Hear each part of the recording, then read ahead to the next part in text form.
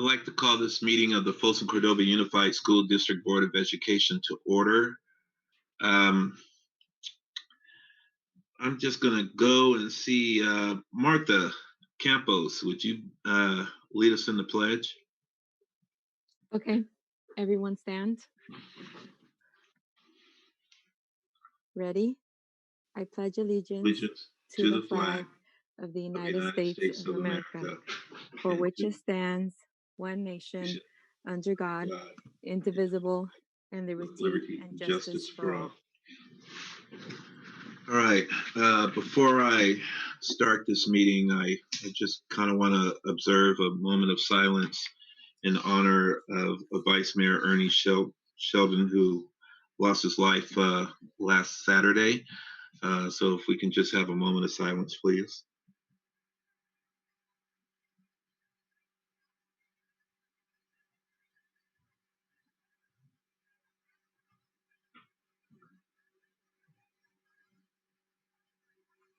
Okay, thank you. A broadcast is recorded and being made at the direction of the board, and the broadcast may capture images and sounds of those attending the meeting. In response to COVID-19 pandemic, Governor Newsom issued Executive Order N-2920, which temporarily suspends provisions of the Brown Act relating to public meetings. As such, Folsom Cordova Unified School District Board members will be conducting open session board meetings via Zoom video teleconferencing. The meetings will also be live streamed on the district's YouTube channel. The public's health and well-being are the top priority for the trustees of the Folsom Cordova Unified School District, and you are urged to take all appropriate health and safety precautions. Public comment is encouraged and can be done in writing during the virtual board meeting using the raised hand feature. Folsom Cordova Unified School District Board Policy 1313 promotes mutual respect, civility, and orderly conduct among employees, parents, and the public. We will treat staff, parents, and members of the public with respect and expect the same in return. If any member of the public uses obscenities or communicates in a demanding, loud, insulting, or demeaning manner, the board will calmly and politely admonish the person to communicate civilly. Speakers who wish to make public comments to the board in Spanish or Russian will have their comments translated to English. Written comments were accepted until 3 p.m. today. These comments were emailed to the board prior to the board meeting for review and will not be read aloud during the meeting. At the direction of the board, the superintendent will call roll, acknowledging the board received all electronic comments submitted by 3 p.m. today as it pertains to today's board meeting. Superintendent, call roll. Yes. Board President Clark. Here. Board Member Short. Here. Board Member Reed. Here. Board Member Hoover. Here. Board Member Ranking. Here. And Student Member Galland. Here. All are accounted for. Thank you, ma'am. Item 5, reporting out closed session. Superintendent. Yes, we have 2 items to report out of closed session today. The first item, the board voted by a vote of 5-0 to unanimously pass a resolution to reject a claim brought pursuant to the Tort Claims Act and to give the claimant notice of the denial. The second action the board took in closed session, a motion was made and approved 5-0 to give the district's real estate negotiators direction to enter into a proposed purchase sales agreement and promissory note with regards to the property at 909 Mormon Street, Folsom, California, to close escrow by December 31st, 2020. Thank you. Item 6, special presentation, Superintendent. Yes, this evening we have a presentation that Scott Meyer and Gio Linares will be sharing with us, and it's a follow-up on board discussion that we had a couple of months ago, looking at our discipline and suspension rates, attendance rates, high school graduation, and looking at that in terms of how we're creating a positive climate and looking at equity going forward. So with that, I'm going to turn over the presentation to Mr. Meyer and Mr. Linares. All right. Good evening, everyone. Thank you, members of the board, Dr. Collegian. So we have had a lot of discussion really the last few years about getting serious about our equity charge. And I think the first thing we need to do is really acknowledge that we have a problem. We really do have an obligation to all our students. And our goal here is to create those equal outcomes and closing that achievement gap. We have data. We have the data. I mean, that clearly tells us that we have some problems. And Gio and I are here to talk a little bit about some of that data, but also a little deeper dive into what we're doing about it and some actionable movements. So we know that we have a lot of resources and personnel and programming that we need to really start addressing specific student groups and the challenges. So next. Back in October, we had the Gen Up group present some accurate data from our Office of Civil Rights. We present this data to them submit this data every 2 years. And it's pretty powerful, and it puts a knot in your stomach. We had 90 referrals and 22 arrests in 15-16. More than half of those arrests were our Black students. Probably the only positive piece of data that I'm going to have today is the 2017-18 school year significantly dropped to 29 referrals and 1 arrest. So next. So when we talk about disproportionality, we often immediately think of suspension. And when you see numbers like this, we can see why. If you look at our percentage of students suspended who are Black, we've floated right around 20% the last 4 years. That means out of 100, if we had a total of 100 suspensions at Folsom Cordova, 20 of those were our Black students. What makes that so disproportionate is that they're just over 5% of on average, our students. Next. And I pulled just a little bit. I didn't want to get too deep in the weeds with data. I know Betty Jo provided some SIGDIS data if you want to do a deeper dive, but I did pull some data from our dashboard.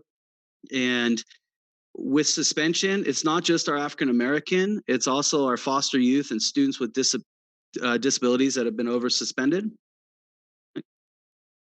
Next. Attendance is one of those areas that I don't think that we pay enough attention to for disproportionality. We have our African-American and homeless both having in the red, and then in the orange, we have our student with disabilities, our English learners, our foster youth, Hispanic, socioeconomically disadvantaged, and 2 or more races. And with attendance, something that we are doing there or are not doing is keeping those students from attending at the rate of their counterparts. And graduation rate. Boy, we go to school for a lot of reasons. I send my children for a lot of reasons. Sports, music, the social emotional needs. But our end goal really is graduation rate. I think we'd all agree with that.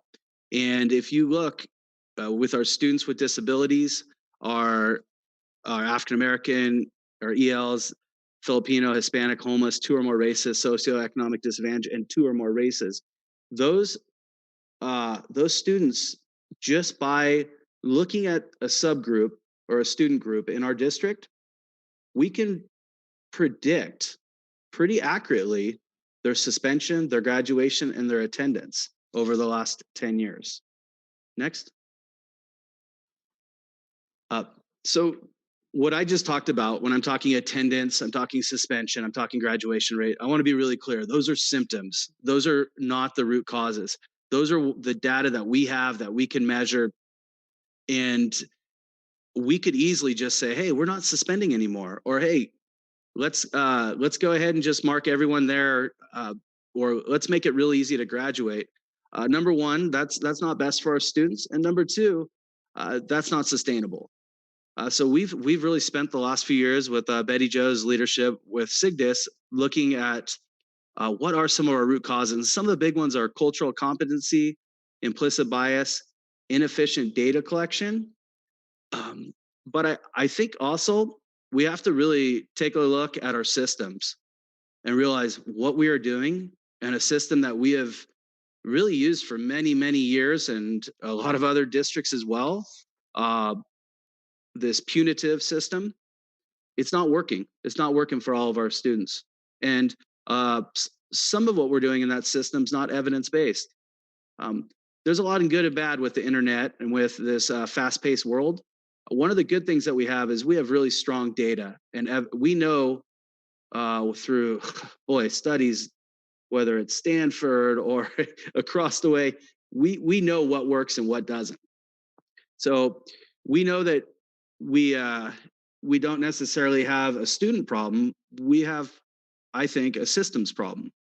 And one of the big pieces an actionable piece, is transitioning from a student code of conduct to what we call a behavior matrix.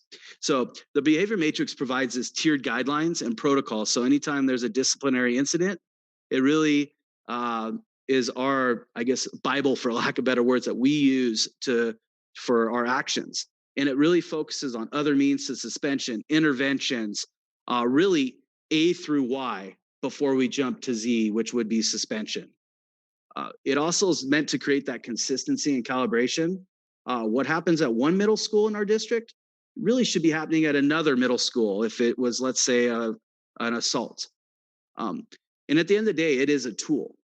It's not a piece of kryptonite that's going to solve all the world's problems and all our discipline problems, but it is a tool. And it's really what we are utilizing. So I always like to go over the why. Why are we making this change? I mentioned earlier the student problem versus system problem, but I should also point out our student code of conduct. I don't know the last time the boards looked at this, but it is purely punitive. It is purely punitive. And it's been 15 years since it's had a major update. I believe the last update is when I presented to the board a couple of years ago for our brief intervention. Those are our sessions for when students are caught with drugs or alcohol, and it's to reduce that suspension and expulsion. And in lieu of that, they would receive counseling for an evidence-based program, which is BIS. We did add that, but we haven't had a major overhaul.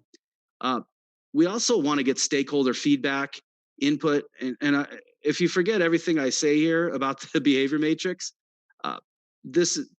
we want to make sure that our educational philosophy aligns with our policies. And I truly believe that our student code of conduct and with our Climate 2.0 charges, it is an outdated tool. Next. So Dr. Kaligian, every year she's been here, she's had a different climate charge to really focus not only on a strong school climate, but a strong school climate for everyone. And we've really focused on equity, SEL, PBIS, these other means. Really when we are modifying behavior, these are the words we're going to now. And I really feel that you go to a school and these are the words that are being thrown out there way before suspension. Next. So we've been working on this for about a year and 2 months. It's a pretty massive document. I know I shared it with the board, a draft. We've updated it since then, and I'll explain it in a second. But we've worked with surrounding districts, met multiple times with our awesome assistant principals. They've given a ton of feedback. Our SIGDIS team multiple times, and we actually put together a specialized team with parents, teachers, administrators, front office personnel, district employees. We spent 3 hours. We recently shared it with the Equity Task Force with Gio's help, and we got some great feedback, and we're making some changes through like an equity lens. Our next step will be sharing with the principals and cabinet. But again, I want to go back to saying this is a tool. And sometimes I've learned that creating something good is only half the battle. It's how you roll it out and you continue to roll it out and continue to work with staff. That's the other half. Because let's be clear, this is a change of mindset with how we're dealing with modifying, behavior. So I also, with that, it is something, and it's my goal to update annually to address the needs of all of our students. This should be a live document that we look over, and it's not just a few of us up at the district office that look this over and say, yeah, that looks good. I think we need to continue to get a variety of stakeholders, because this tool is meant for students, for parents, and for our staff and administrators. So the reentry plan was another piece that we've been working the last year for. We have a number of alt ed schools, and our alternative education schools are really meant for short term. But we're finding through our data that they're not always short term, and they're a super high recidivism rate. And so students are going there, then they're going back to their home school, and they're bouncing back to their alt ed. So we spent a lot of time working with a variety of staff, and really with our assistant principals, because they are they take the lead a lot with discipline. And we came up with, and I did share with you, and I don't want to get too far into it, but we came up with almost a checklist that we are going to do anytime before a student returns to their home school. And that includes meeting with them prior to return, just checking in with them, having an orientation the day they return with the right people in the room, having a check-in person on campus, and also really identifying together with that team that SEL learning competency that they're struggling with, and what the school can do to assist with that, getting the family involved to help, and then really trying to get them involved in some of our extracurricular activities and our resources. So I know that we have a number of folks in this district that have told me, hey, Scott, we're tired of talking about equity. We want some actionable items out there. And these are a couple, we have a lot of work to do. I want to be clear, but these are a couple things that we've put forward that are addressing these underlying inequities. And really to focus on the systems, I'm going to pass it over to Gio. Thanks, Scott. Good evening, everyone. So if I haven't had the pleasure to meet you, my name is Giovanni Linares. I'm the Social Emotional Academic Development Coordinator for the district. And so Scott mentioned some very specific data points. And I think what those highlight is not only our need, but also our desire to redesign and reevaluate the way we do school in FCUSD, so that it does in fact align with our educational philosophy. And that means looking at policies, procedures, behavior matrix, and what I've also found is that through the pandemic, we have an opportunity to do that. So next slide, please. So these are two quotes that I've used in a number of different meetings, including our equity task force meetings and different specialized groups meetings. And the first one really focuses on the pandemic, the COVID-19, and how that is obviously a very, very negative situation that has greatly affected all of our lives, but it's also an opportunity that we have to use this time to reevaluate and redesign what may be outdated practices, to bolster promising practices, and to really focus and build upon a new way in which we would want to do school going forward. The second one is kind of a call to action. It's a very famous quote by John Lewis that reminds us that we can't be complacent, and we can't wait for opportunities to continue to knock on our door. When there is one at our feet, we should pick it up and we should run with it. In my short time here with FCUSD, I have not encountered a single group that is not looking to address inequities and tackle this work. If anything, folks are very, very hungry for it. And I think it's our responsibility to see this as an opportunity and to have the courage to step into this very, very vulnerable space to lead, learn, and grow as a district. Next slide, please. So one of the things that has come up is, okay, so what is equity, right? And so research has identified that educational equity is both a process and an outcome. The process of using equity to inform our policies, our decisions, our practices, to ensure that we're culturally sensitive and that we provide all students with opportunity, access, and support and resources. The outcome is that we would then no longer be predicted by those things. We would no longer see the African-American students being 4 times more likely to be suspended than other students. We would no longer see the socioeconomically disadvantaged students or homeless or foster youth service students are less likely to graduate or have attendance concerns. I think of the distinction between, or something that makes equity great is like remembering something that you learned in school, something that you have a great fond for. And it isn't just the content. We can all identify a number of things that we remember from school. But the things that where we were involved with it, there was a process, we felt engaged, we felt we were a part of that learning process. Those are the things that we remember, and we remember that process. We remember how enjoyable that was. And that's what I try to bring to conversations around equity, is that 50% of the battle is the process, is being collectively together, is to getting to know our community, is to understand the ups and downs in order to come back and create those resources, those policies, those procedures that are indicative of what our community's needs are and are responsive to those needs. Next slide, please. Thank you. So that, so one thing I often get is, what's the difference between equality and equity? And so I like this little graphic because I think it highlights kind of that both are good. Both have a place in our system. Equality gives us resources, gives us opportunities. It doesn't ignore that it's not bad, but it creates sort of a level playing field by giving a consistent resource. So identified here as the bike. Equity, going through that process of understanding what the different needs of different groups are, gives us the opportunity to see that singular bike is not going to be effective for all groups. And that's the distinction that I often draw between equality and equity there.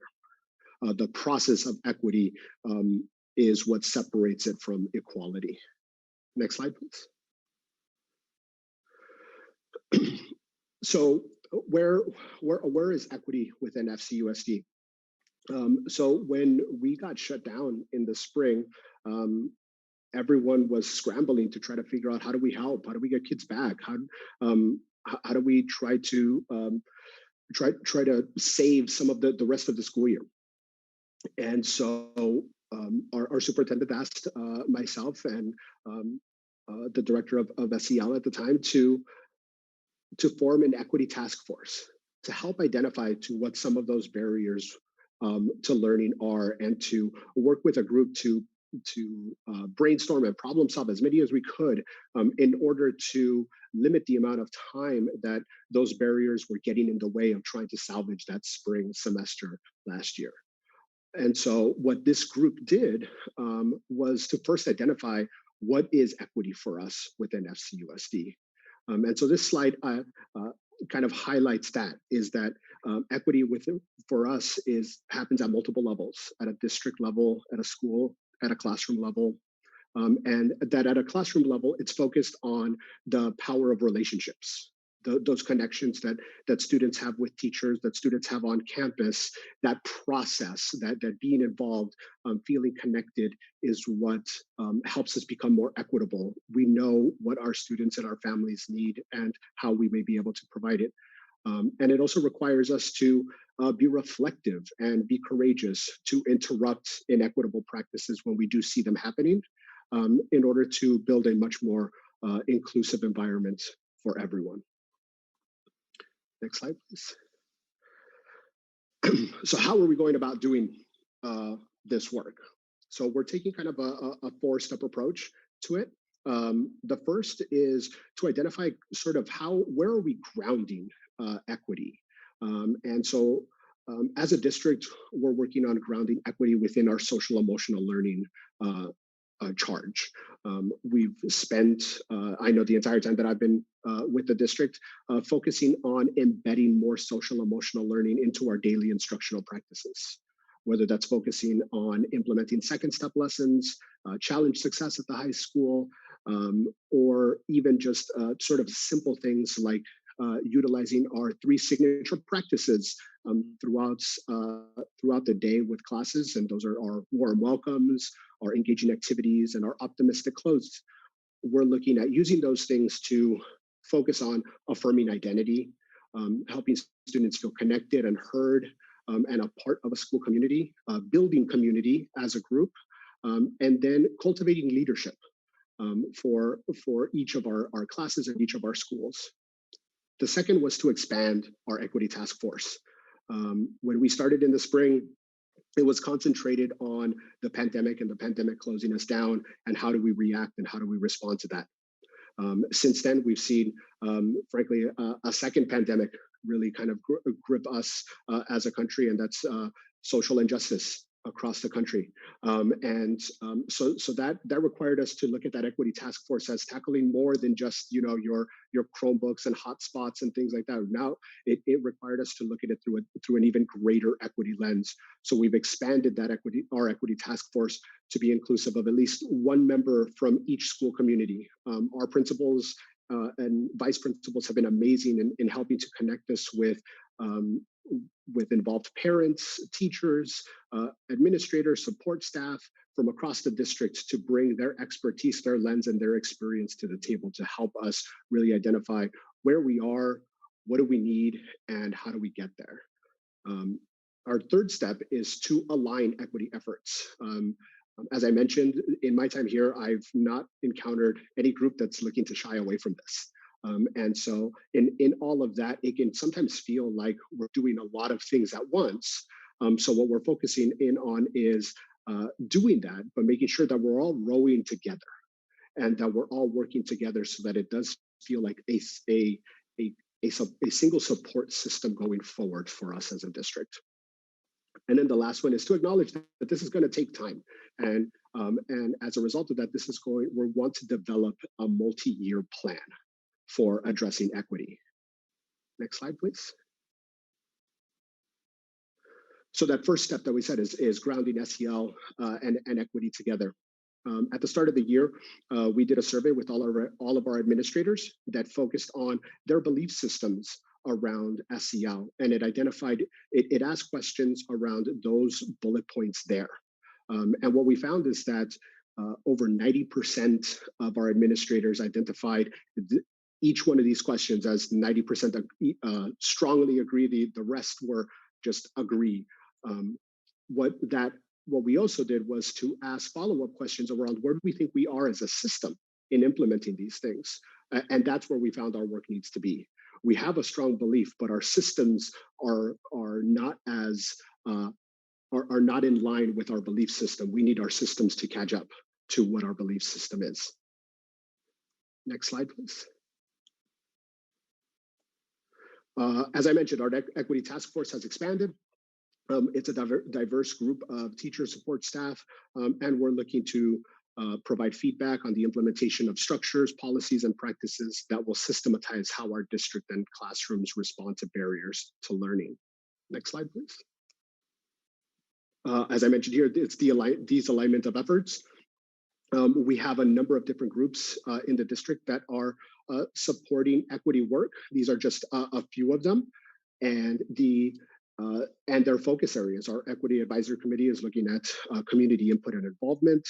CAC looks at curriculum and instruction review and redesign. Attendance into processes, just as Scott mentioned, is looking at attendance and discipline practices. Our equity leaders are providing a number of great professional developments and really focusing on that mindset. And our SEL Guiding Coalition is looking at our 3 Rs, the importance of relationships, routines, and building resilience, especially during this pandemic. Next slide, please. And then lastly, developing a multi-year plan. We want to build and expand on our educational equity knowledge. We want to start to put some action to the words that we say. And so we've been working with our equity task force to review board policies. In October, our equity task force reviewed 3 board policies sampled from across the country that focus on equity and diversity. And they provided feedback to hopefully very soon be able to bring forward to you all a draft of a board policy on equity that can serve as the frame in which we start to really build our multi-year equity plan around. And we're working with different groups to ensure that we're bringing an equity lens to everything that we do, including human resources to create opportunities to recruit, retain, and support a more ethnically diverse workforce. So short-term goals is, as I mentioned, an equity and diversity board policy. We're updating the behavior matrix, and we're working with our secondary schools to focus on student voice. There are a lot of great groups that are going on right now so we're looking at working with Equity Task Force to harness that input towards a consistent communication system going forward for what our students are experiencing and needing when it comes to equitable learning environments. Long-term goals are the development of that said multi-year equity plan. All right. Lastly, thank you very much. Yep. Thanks, Gio. That was it's a lot of work. I think Gio and I really wanted to thank the board too. I think 3 years ago we might hear the word equity once, maybe twice the whole year.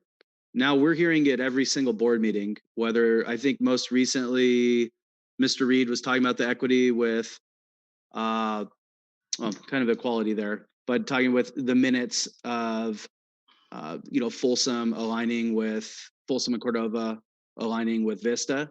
But we're hearing the board really looking at a variety of things through this equity lens. And that's huge because we need to recognize that there are inequities. So we wanted to thank you for that, and then just open it up for questions. Okay, any questions from the board? Mr. President. Mr. Hoover.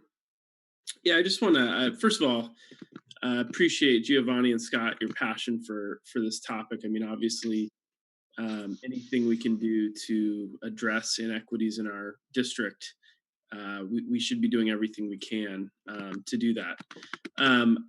I do appreciate that you made an effort to define equity in this presentation, but I did want to make a comment, really more than a question, I guess, related to, as you develop this board policy, I think it's really important to remember that equity does not end at the borders of our district. And when I say that, we have made decisions as a board where I think we have harmed the equitable outcomes of our students because of how we're defining the term equity.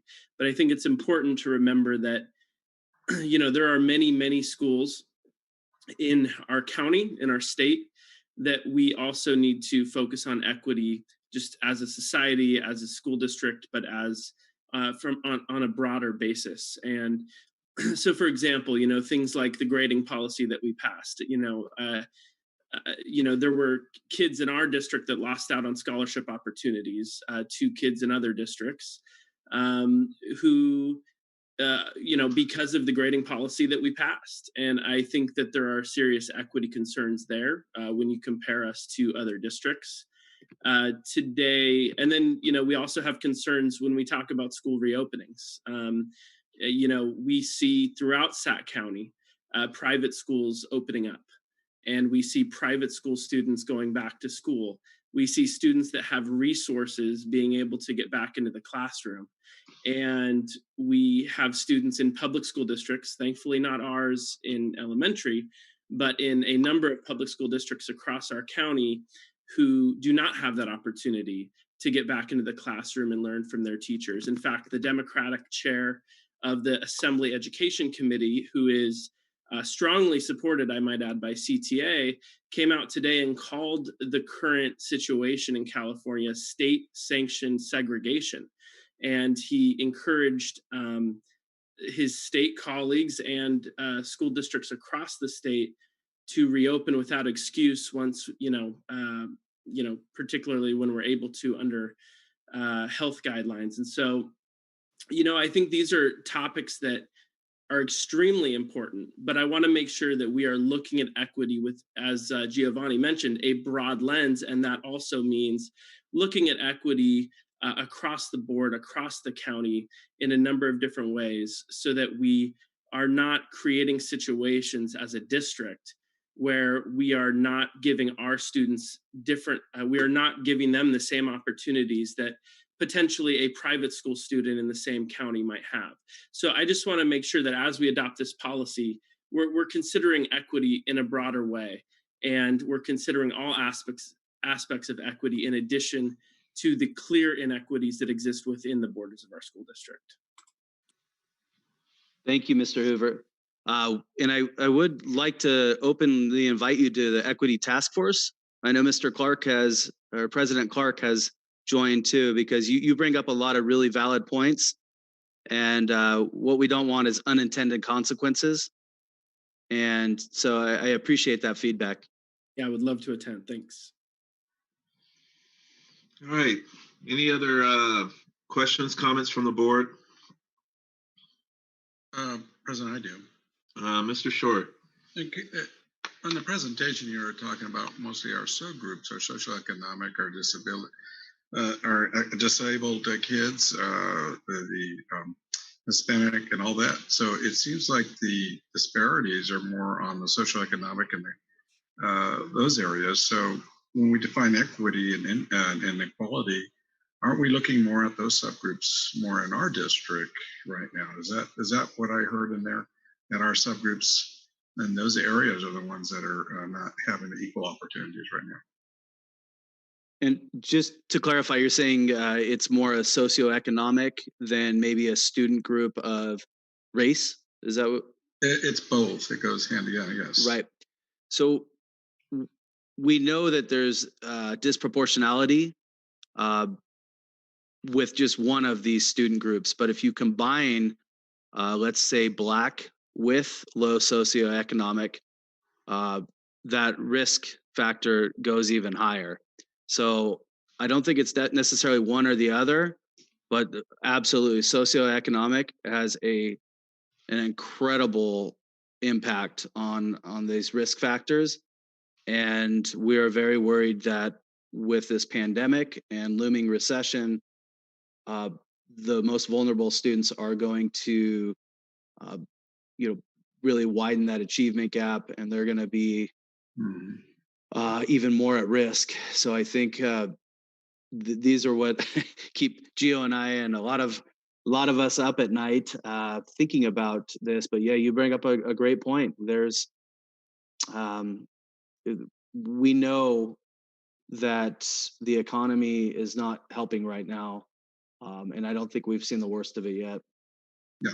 Okay. That was my question. I definitely would like to see the progress on this and maybe have clear understanding what equity means in the socioeconomic areas. So I appreciate that. Thank you.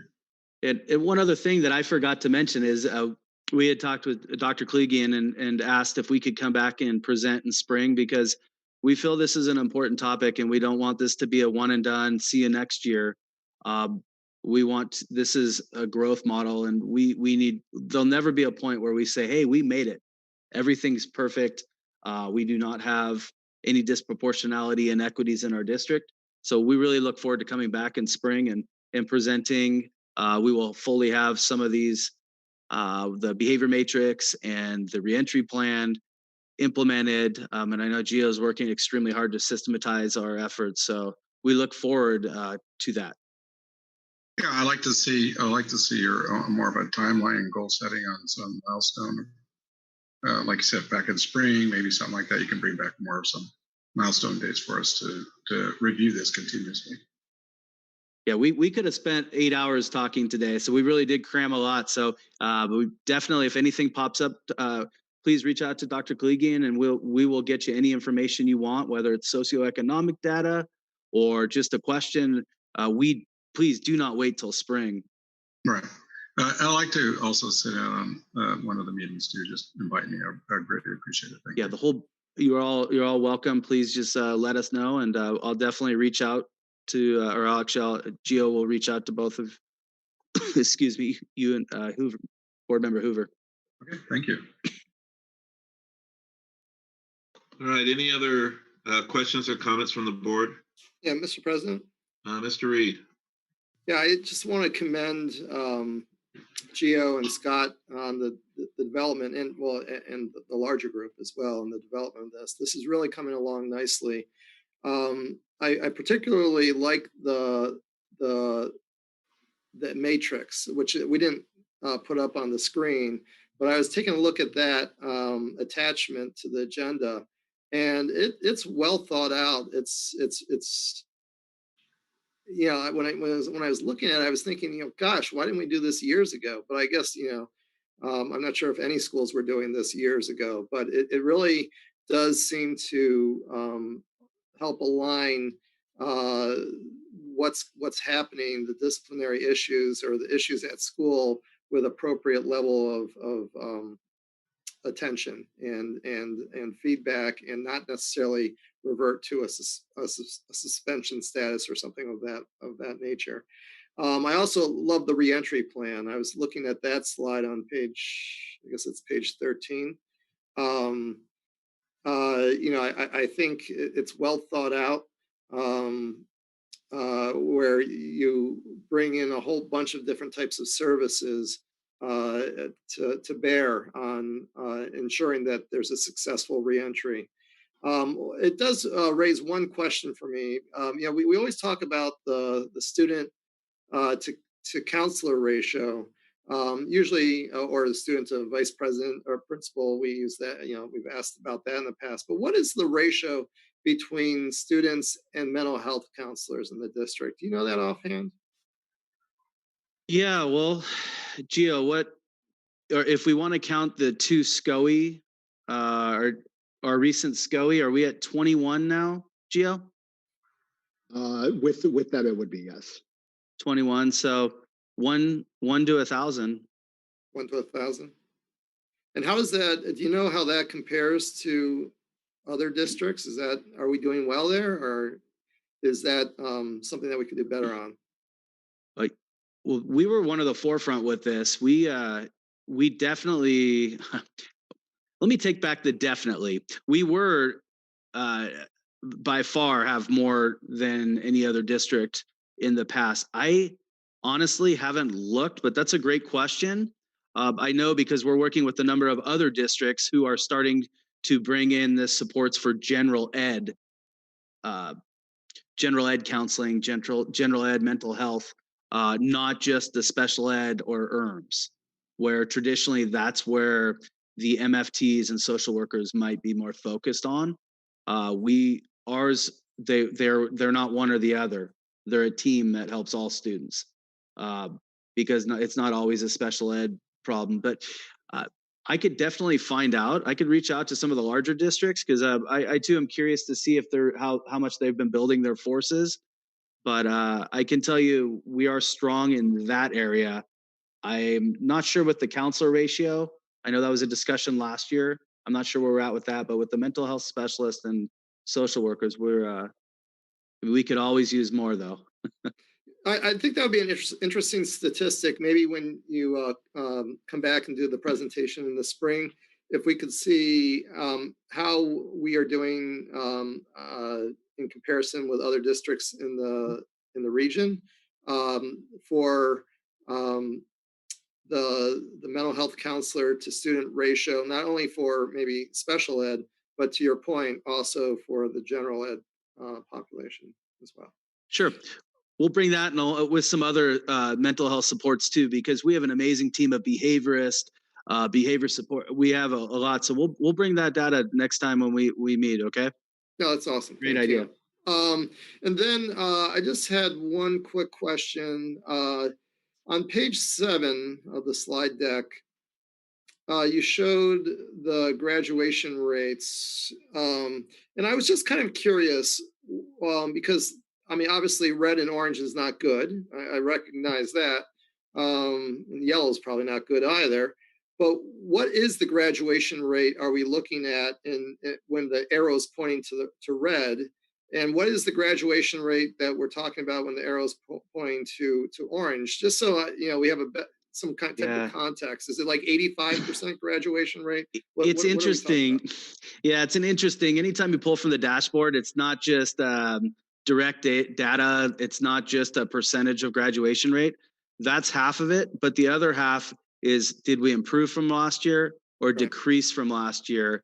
So I don't have the exact numbers on hand, but I think it sounds like you'd like a little bit more of a data dive next time, which makes a lot of sense, and we can get that out ahead of time and go over it a little bit.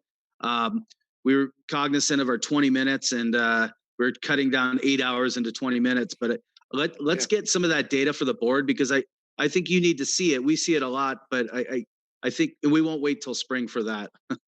Yeah, no, I'd love to see the data, because I mean, obviously you could potentially be in red because you went from 95% to 93% or 92% in 1 year. Or, maybe we're in red because the graduation rate is, 75%. I think that type of information would be useful to know. So that's all I have. But congratulations. I think this is very exciting, and I think you're on the right path. Thank you. All right. Any other comments from the board? Mr. Clark, I'm going to compliment the district on the work they've done on this. We have truly been a leader in this area. And I think it goes back to Superintendent Betancourt when she wanted to introduce the MFTs and start us in this direction. And Sarah stepped in right out of the bat and kept us going and moving forward. Dr. Cook-Harvey, the fine work she did for our district. We have truly been a leader here, and I'm glad to hear that it's going to be coming back in the spring and that it's ongoing work and that we're looking at policy. So thank you. I think we should be very, very proud of the work that's been done here. All right, thank you. Well, and final, Scott and Jiv. Oh, if I ask the question real fast. I'm glad you jumped in, ma'am. Okay, cool. Oh, there we go. I did just have one question. Can you elaborate a bit more on how you are involving student-run groups or student leaders when you're having those discussions about equity? Sure. So over at Folsom Hive, there's the Student Council, Diversity Council. And so I've been working with Ms. Morales on, as we get input from different groups on those board policies, bringing forward aspects of both the behavior matrix and the board policies to that group, for instance, and then working with the staff over at Kinney and Prospect to do sort of listening circles and conversations around what has entry into Kinney and Prospect look like, and then going back to sort of help with that re-entry plan, and then also working with our middle schools to see what's currently in place when it comes to student voice, and how do we could we integrate some of these topics of conversations into those venues so that we can say that we have a consistent way of getting student voice and student experience to the table as well. And then we've also invited students from Gen Up, just based off of different interactions, to participate with us in the Equity Task Force. Yeah, I completely agree. And the Culture and Diversity Council is what I was going to recommend if you're looking for groups, but you already have, so thank you. Cool. All right, thank you, ma'am. Well, Scott and Giovanni, I tell you what, during this pandemic, before the pandemic, pre-pandemic, I think I used to come in every month and bug you guys and find out what's new, what's going on, and I kind of missed that. So hopefully we'll get back to normal and I can come and bug you again. I'm glad that board member Gallant brought up the Student Voice Committee, because I think that's very important, and I'm glad that you recognize Gen Up and having them come to the table.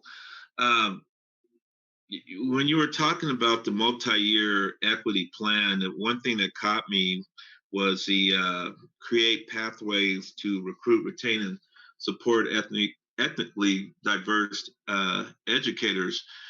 Quite honestly, I kind of think that's overdue.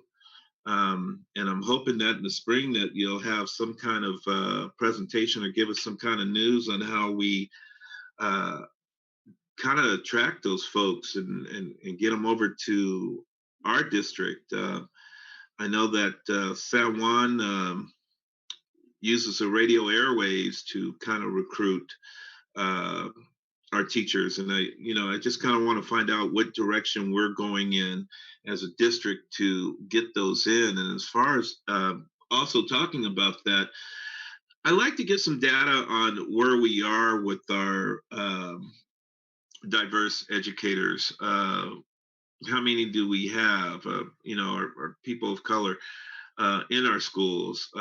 Do we have any in, principal? Well, I think I know how many we have as far as elementary school principals, but are we making a push to even have a vice principal or a principal? So I'd like to get some data on that as well. I think you were talking a little bit about, let me get to the right page here. The graduation rates, obviously kind of concerning to me with the African American student with disabilities, as well as the foster youth. What are we doing as a district to provide additional resources for those students? Are we working with outside agencies, nonprofits, or anything to see if they have any resources that they can provide? Just out of curiosity. We actually are working with some outside agencies. We're exploring some options. It kind of goes back to what you said earlier about our own staff. The feedback we've got, not only from students, but our community, our families, our parents, guardians, they sure would like to have some more teachers and front office and aides and folks that, similar culture. And so we are looking at some groups that, because like we have this data, it's right there in front of us. Now there is a price tag to that. And I know we will be exploring that at pretty soon at a future meeting, right, Dr. Clegan? So we have a little bit more, I know, a cabinet that we want to discuss, but we have spent quite a bit of time looking at this, President Clark, and really looking at, there's some amazing organizations out there. We're working really closely with one in particular, and they have a solid track record working with other districts. And I know we're just looking at some of the dollars and cents, and more to come soon on that. Okay. All right. That's fine. You talked a little bit about stakeholder feedback, and I guess it was more along the lines of our Equity Advisory Committee and the community input and involvement. Can you be more descriptive on what groups we are actually working with on that advisory committee? Have we invited anybody from the outside in to participate in these committees? So GEO is running the Equity Task Force, and think of it as an umbrella overseeing a lot of these other committees. Right. One of those committees that will oversee is that Equity Advisory Committee. So that Equity Advisory Committee is going to morph into more of our student and community outreach, which that's been one of the three components of it in the past. But we have not been holding our meetings until we are in person. And here's why. We have survey fatigue. We don't want to keep surveying the groups. We also want to sit down and have some courageous conversations. And I'm going to be 100% honest. I have a really hard time, and maybe I'm getting an older generation, but having a hard time online having these courageous conversations and then being able to check in. But these President Clark, as you know, this is a time for us to sit down and shut up and listen to our community. And that needs to be organized. Mr. Hoover mentioned earlier some of in a more roundabout way, kind of the unintended consequences that could happen. If we don't set this up right and get this feedback right, I am really, really worried we could get some unintended consequences. So with that said, yes, we have absolutely invited our Black Student Union, our BSUs, Gen Up. We've also had our our LGBTQ groups. We've had a really awesome group. I will say this: not the same group shows up every time, and that's totally okay. But that was what was hard when we were trying to do what Gio's doing, to really systematize something when we're having different groups every time. So we've kind of, like I said, morphed that into where it is strictly going to be that voice. Okay, sounds good. And great work with the significant disproportionality. I've been absent from the prior 2 meetings, but hopefully after the first of the year, I'll be able to get back in and join that group. So great work. Thank you for everything, Giovanni. Hopefully see you guys soon. All right. We'll go ahead and we'll move on to, I believe we're moving on to public comment, correct? We need to adopt the agenda. Oh, yes, I'm sorry. Sorry, did you want to take any public comment for this item though? Are there any comments from the public? Just out of curiosity. There's a raised hand, but I'm not sure if it was this or the mention of public comment, so I'm going to ask. Is there any public comment on the last presentation? Please raise your hand. Looks like I have 2. Oh, you do? Jen? Okay. Yes. Yes, Can you hear me? Jen, good evening. Hi, good evening. I appreciate the presentation had to be Cliff Note for this meeting. But I wonder is somewhere the data presented where the individual categories are shown as overlapping, also divided up per school. Blatant discrimination of discipline implementation, where the student with an IEP gets detention and the gen ed student that actually started the event literally gets no disciplinary action. I think the important key on that is training, educating your staff on understanding disabilities, understanding IEPs, positive behavior support plans, and how to implement them. So I love the direction of this project is going, and I would welcome the task force to work with our SELPA CAC and getting input on for the students with disabilities. Thank you. Thank you, Jen. Appreciate your comments. Any other comments from the public? Yes, excuse me. Yes, next we have Todd. Todd, good evening. Hi, good evening. Thank you, board members, for your diligence in meeting all of these times during these crazy moments. Board member Reed asked a moment ago for a deeper dive on the graduation rates and data. And I just jumped over to the dashboard and extracted it all for you if you would like it. So, for example, Board Member Clark, you were asking about the African-American population. The graduation rate was 78.7%, which was a decline by 11.2%.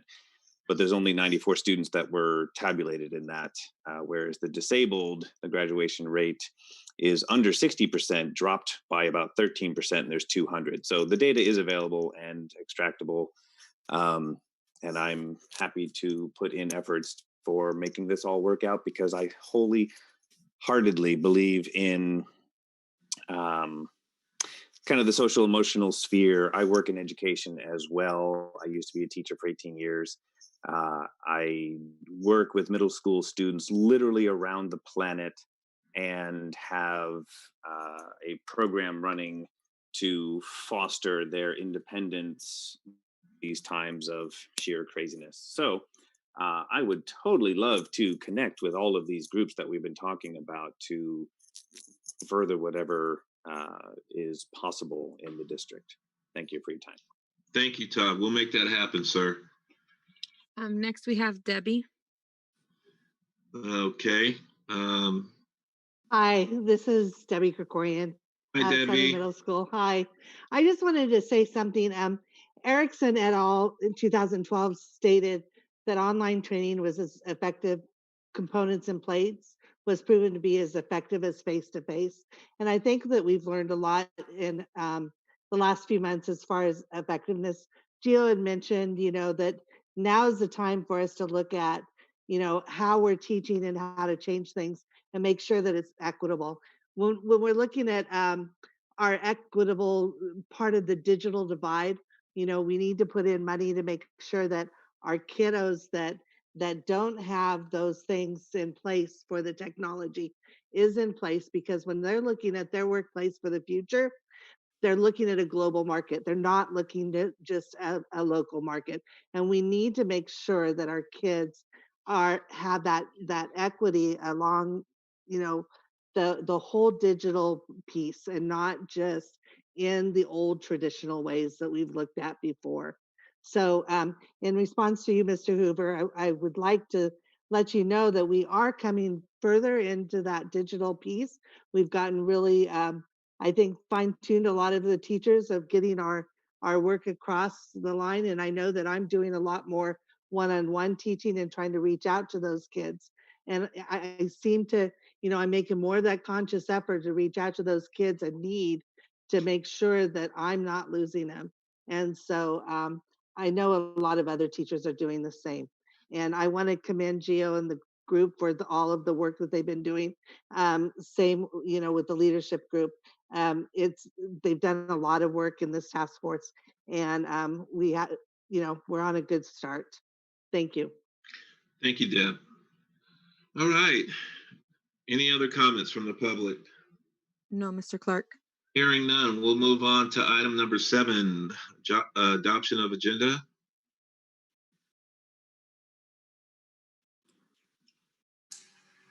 I'll move it. And we are going to pull one item off of consent agenda. That's item 10I, approve MOU with Folsom Cordova Education Association. We don't have an MOU to bring forward tonight. All right. Thank you very much. It was moved by Ms. Ranking. I'll second. Second by, who's second? Hoover, sorry. Oh, second by Mr. Hoover. Superintendent? Board President Clark? Aye. Board Member Short? Aye. Board Member Reed? Aye. Board Member Hoover? Aye. Board Member Ranking? Aye. Student Member Gallant? Aye. Motion carries 5-0. Thank you. Thank you, ma'am. Item number 8, public participation. Time will be given to speakers at the direction of the board chairperson. The law allows the public to address the board on any matter not on the agenda, but the law prohibits action by the board on non-agenda items. Any public participation? Yes, Mr. Clark. The first hand is Samira. Are you there? Yes. Samira, good evening. Hi. Thanks for letting me speak. I Yes, ma'am. wanted to bring up the hybrid schedule with the COVID rates going up. And when parents were assessed and picked hybrid versus virtual academy, it was a different situation with much lower COVID rates. We've already had positive cases in multiple schools, and we're being told that we don't have the option to go back to the virtual academy or go to the virtual academy from the hybrid. And I think that's putting students in danger. I think it's putting staff in danger. And I think that should be an ongoing rotating option in these troubling times, especially as the rates are skyrocketing. Thank you very much. Thank you, Samira. Any other public comments? Public participation? Next we have Ashley. Ashley, good evening. Ashley, can you try unmuting yourself? Got it. Thank you. There you go. My students attended 2 days of in-person school last week, and there was a known exposure on the first day back. 2 days in, there were 2 teachers, AM and PM groups in quarantine. Theirs was not the only school. Teachers are pleading with us parents to call and protest. They are scared and stressed and desperate. Our little school is facing a tidal wave of community spread. It cannot undo the unmasked parties and events that our school families are part of. There was a back to school party in our community. Our staff and teachers' prevention efforts are extensive, but they are made a mockery of in the face of this community behavior. Actual quarantine means being exclusively home for 14 days. Setting aside the real concern of whether families will comply with this, only certain families can accomplish this. The off and on nature of quarantine places undue burden on low-income, single-parent households. I want to see action from Ed Short, who should be advocating for the disproportionately low-income families in Rancho Cordova, unequally affected by quarantines and the virus itself. I want to see action from David Reed, who has been lecturing about mask usage, but not following up with consequences. And I want to see action from Joshua Hoover, who is distracted by what the governor's kids are doing instead of protecting the students in Folsom Cordova. Please act to put a pause on in-person learning for the month of December. Use the virtual systems you already have in place as we crest this spike in cases. Listen to our teachers who are pleading for protection and insist that our community curb spread in order to meet in person. Thank you. Thank you, Ashley. Next, we have Leah. Leah. Leah, are you there? Is she with us? I am. Thank you. Can you hear me? Yes. Yes, ma'am. Good evening. Good evening. My name is Leah Sharing, and I am a parent at Folsom Hills. I am speaking up for the staff and teachers at our school who are literally hanging on by a thread. Their last resort has been to reach out to parents to get you to listen. Our school has already had 2 COVID cases. Our entire office staff was required to quarantine along with multiple classrooms. The teachers left on campus felt lost, unsupported, completely overworked, and unsafe. There are only 2 teachers left at our school that feel safe teaching live. The dashboard showing the cases at our schools does not reflect the number of students and staff quarantined and or awaiting test results. The impact of one student or staff member testing positive is so much greater than what the dashboard reflects. There has also been the added stress of teachers having to accommodate parents who now want to keep their kids home or do independent study, and there are also no subs. Many of the teachers and staff have expressed that they feel like a shell of the former person they once were. They are no longer able to put their hearts into teaching as they are constantly worried about who is going to catch COVID next, or making sure the kids are following the rules, or cleaning their own classrooms since there isn't enough time for 2 custodians to do it all. Their mental and physical health is literally on the line. Distance learning has challenges as well, and I want parents and students to feel supported through this crisis, but not at the expense of our staff's mental health. These are the amazing people I trust with my children every day. They are the ones who held my kids' hands when they started the first day of kindergarten, the ones who comforted them in the office when they were sick and waiting to be picked up. They are the ones who spend their own money covering the students who cannot afford their school supplies. They have always stayed up late and worked longer hours, but their sacrifices are now tenfold as they spend every waking moment making sure our kids can still have an education during a global pandemic, and their own families and personal relationships are suffering because of it. I don't have any great solutions, but I'm begging you to listen to our teachers. They are the experts and the foundation of a successful education for our kids, and their concerns are being dismissed. They may be putting smiles on their faces, but they're literally hanging on by a thread, and they're going to snap if you don't do something soon.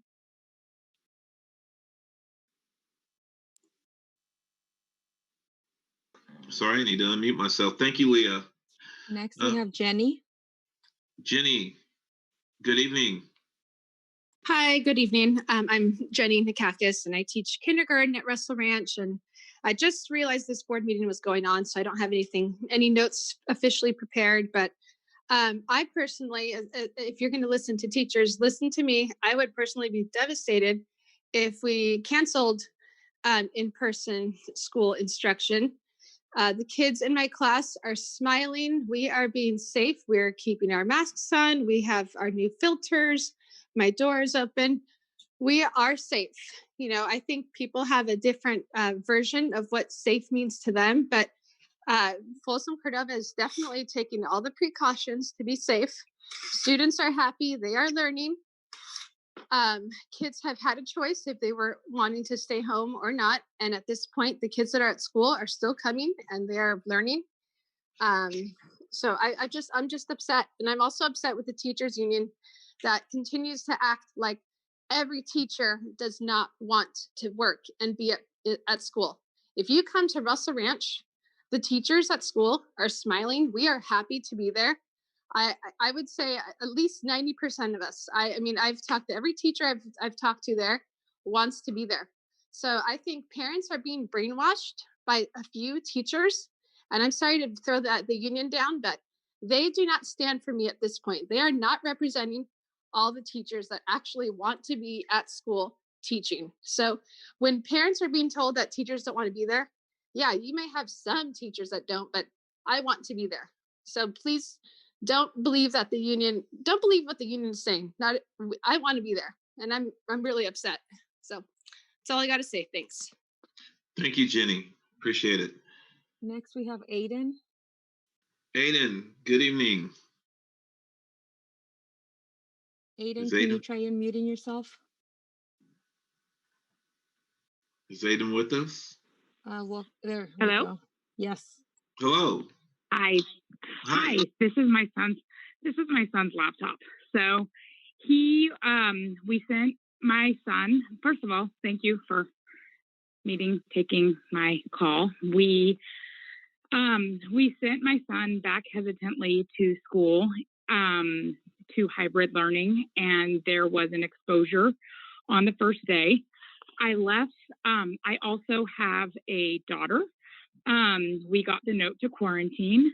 I also have a daughter who I assumed, because we were in the same home, would have to be quarantined. So I kept her home, and I got the notice that she would, I thought that I would be able to switch her to hybrid to be quarantined since we were exposed. And I instead got the notice that we could not switch to virtual academy, and we would have to have a week of unexcused absence.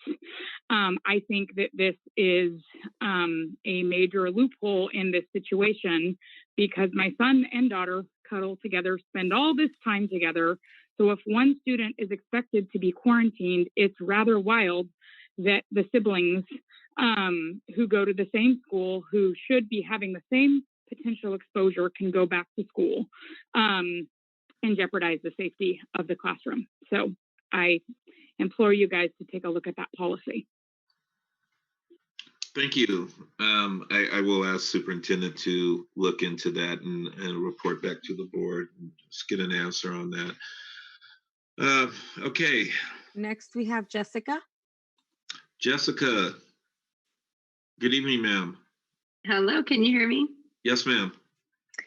All right. Well, good evening. Today I came across some pretty troubling news that I saw on the FCEA Facebook page, and I'm just going to quote what they wrote, calling all members to, quote, tell our board members to keep their promises of health and safety first and close our elementary schools until it is safe, unquote. As a parent in this district, I was very concerned reading this, that from the union who, quote, stands for students, unquote, is trying to shut down the very schools that these students that they stand for attend. Today, if you were paying attention to the news, CDC's Dr. Robert Redfield stated that the data shows that K-12 schools can safely operate with in-person learning. In Sac County, there's 2,700 kids ages 0 to 17 that have tested positive since March. In the last 9 months, 2,700 kids out of a county of 1.5 million. If the FCEA has complaints on our district for not complying with safety protocol, I personally would like to see the chart or data that they are talking about. I know that other parents in our district have asked for this information. We've yet to receive it. I appreciate the presentation today that was given on equity tonight, and I think this falls in that exact perimeter. Please let these kids go to school, and please let them learn and catch up on all they have missed. They deserve the very best education, as well as our teachers deserve to give the very best education. And for over 5,100 students and staff, that very best education is in-person learning. Thank you. Thank you.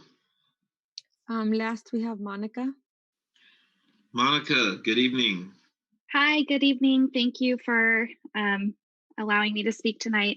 On behalf of students with parents who are essential workers and parents who are paying a significant amount in childcare costs since the start of distance learning, and just in parents whose children are suffering socially, emotionally, and academically as a result of this long-term distance learning. I'd really like to thank the board and the cabinet member for continuing to honor the in-person commitment by opening schools on November 12th and continuing to keep schools open regardless of the purple tier status. As an educator in a different county myself, I appreciate and see day to day the extreme efforts of our teachers and staff in Folsom and those who are working in the hybrid model, both doing in-person instruction and distance learning. And I understand how challenging that can be for educators. But as a parent in this district, I stand with my 2 young daughters who have shown an absolute need for in-person instruction in order to meet their social, emotional, and academic needs. So thank you, Folsom Cordova Cabinet. Thank you, teachers and staff, and thank you, board, for continuing to honor the in-person learning for our students. Right, thank you. We have a couple more hands, Mr. Clark. The next one is iPhone 5. Good evening. iPhone, there you go. Good evening, and thanks for giving the opportunity to speak. I would appreciate if the board can share some data with the parents as to what percentage of Folsom Cordova attendees want their kids to come in person versus what percentage want it remote. Having some data and information will help us understand why the district is taking the kind of decisions it is taking. It seems to me that on one hand, we have opened elementary schools, but have chosen to keep middle school and high schools still in distance learning. And that is unfathomable to me. If you believe that the children in middle school and high school are at risk, then so are the children in elementary school. Why have you gone ahead and opened elementary school? And only way I can understand this unless you share the data as to what is the logic behind your decision. Otherwise, it's very difficult for me to follow why the district is taking the decisions they are. Thank you. Thank you. Next, we have Sarah. Sarah, good evening. Hello, good evening. I wanted to speak to a few points, one being equity. A district that's focused on equity knows simple things like students need thermometers. There's many students in our district that do not have one. Teachers have purchased their own. There's another piece that goes with equity, that's testing. I just got tested in the district where I live. We're using our money, our CARES funds, to test staff and families. How are our children getting tested that don't have easy access? Also, equity is making sure that we know as teachers who we're worried about, our kids that are struggling. But our kids that came back were based on parent want, and my room filled up. And there's some kids I would really love to see that I can't. And so as you think about equity, I want you to think about equity in the lens of all decisions that you make. I heard somebody say their door was open. You know what? I was told we have to keep our door closed because of active shooter drills. So I don't think you were ready, to be honest. To be frank, really, you weren't ready. We didn't do walkthroughs of our schools. We didn't know how the restroom would work and where kids would go here and there. And that is a reflection on the entire district. We rushed to get in at purple. And I think you need to be very open about that. That is why we're open now, because we rushed and there were a lot of oversights that did not need to happen. And I implore the board to look very closely at the decisions that you are making through an equity lens, as you talk about, and think about the health and safety of your staff, not simply rushing to get things in. Thank you, Sarah. Appreciate your comments. Next, we have Casey. Casey, good evening. Hello, thank you, board members. So I'm coming to you as a parent of a middle schooler and a high school in the district. And so first off, I just want to thank you for putting such a focus on our students' health. I think you guys have been working tirelessly and appreciate it. But also, not just as a parent, I'm a CTO for an ed tech company, and we build software that's used by districts all over the country, protects millions of students. Our software monitors the students' use of the district-issued Google Microsoft accounts, looking for forms of self-harm or so forth. And what I want to share is some startling numbers that we've seen from our districts. And that is, first of all, there's a metric that we use called PSSs, Potential Student Safety. And what is a PSS? Well, here's an example from a document that was found in a student's account. It says, I'm too depressed. I don't think I'll make it through the night. I've always been strong, but not anymore. I'm just a burden. And we've seen over 7,000 of these this year already, 50% increase year over year during these distant learning time.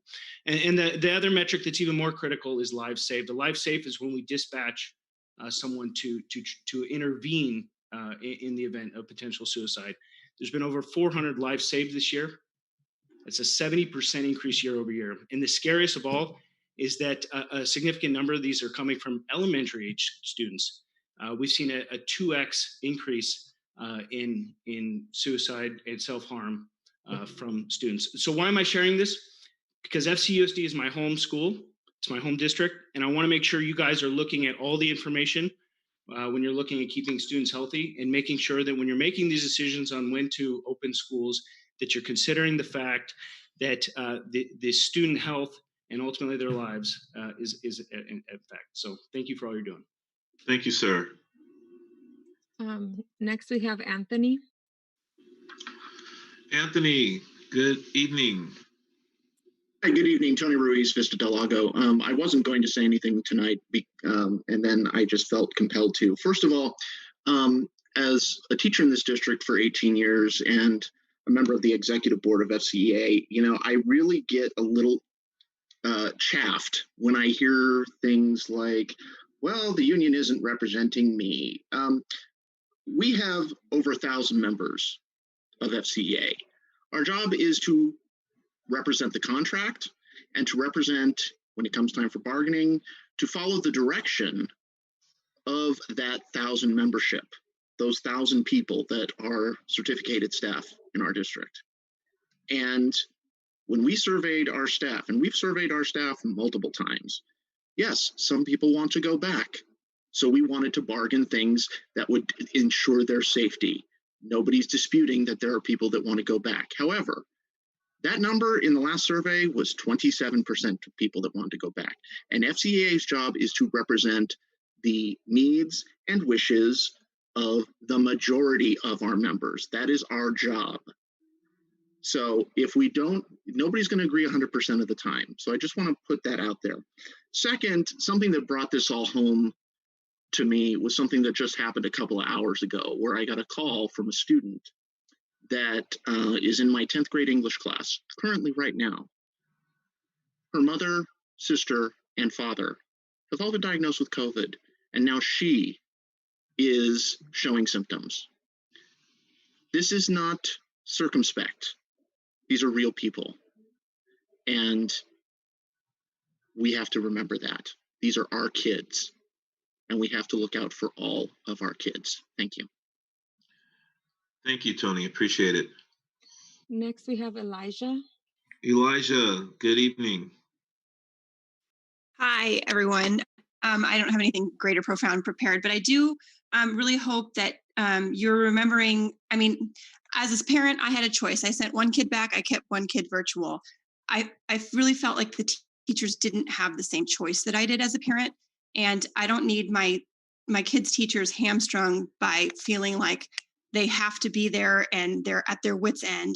And if my teacher needs to feel safe, needs to work virtually to feel safe, then I want to honor that. And I don't want my kid's teacher to have a nervous breakdown because they don't feel safe. Secondly, I appreciate the dashboard, but I really hope it's accurate. I feel like you're including the whole student population in there when only a certain percentage is actually in school. So it's really skewing percentages. And to reiterate Sarah's point about the unexcused absence for a sibling, my students go to Folsom Hills. That web gets real small, real quick when you start realizing who was in what class, what siblings were in each other's classes. So, I mean, for the safety of everyone, it doesn't seem very prudent to have the siblings' absences be inexcused. Fourthly, I don't know what number I'm on, but speaking of equity, I know my kid's school had parents donating thermometers, donating air purifiers. I don't know if that's true across the district. So I hope that everyone's getting the same stuff to be safe. And finally, the communication piece. A lot of us heard about the positive COVID case through the rumor mill before we heard about it from anyone official. And that was, horrifying to find out, like, oh, on Facebook or on the news that there's positive cases at my kid's school. Like, what class is it? Oh my goodness. So just things to keep in mind. Thank you. Thank you. That's it, Mr. Clark. All right. Thank you so much for the public comments. Appreciate all of them. We'll move down to item 9, reports of district organizations. Superintendent, or actually Student Advisory Board, I'm sorry. Good evening. At our last Student Advisory Board meeting, our board representatives continued to discuss distance learning as finals are approaching, and in summary, board reps portrayed a feeling of uncertainty in the anticipation of going back to school and what exactly school would look like, as well as noting that the workload continues to grow as we are approaching finals. However, SAB also discussed the best ways for us as student representatives to make an impact on our community and fellow students. Thus, SAB came up with the idea to record and film informational videos concerning a wide range of topics specific to this year. So some of those topics would include summaries of board decisions that are directly impacting students, how to maintain a school life and social life balance, how to take care of your own mental health while in isolation, and tips on staying productive during the day. These videos would most likely be posted through a medium that allows all students, teachers, parents, and staff to watch. That's all I have to report today. Thank you. Thank you, ma'am. California School Employees Association.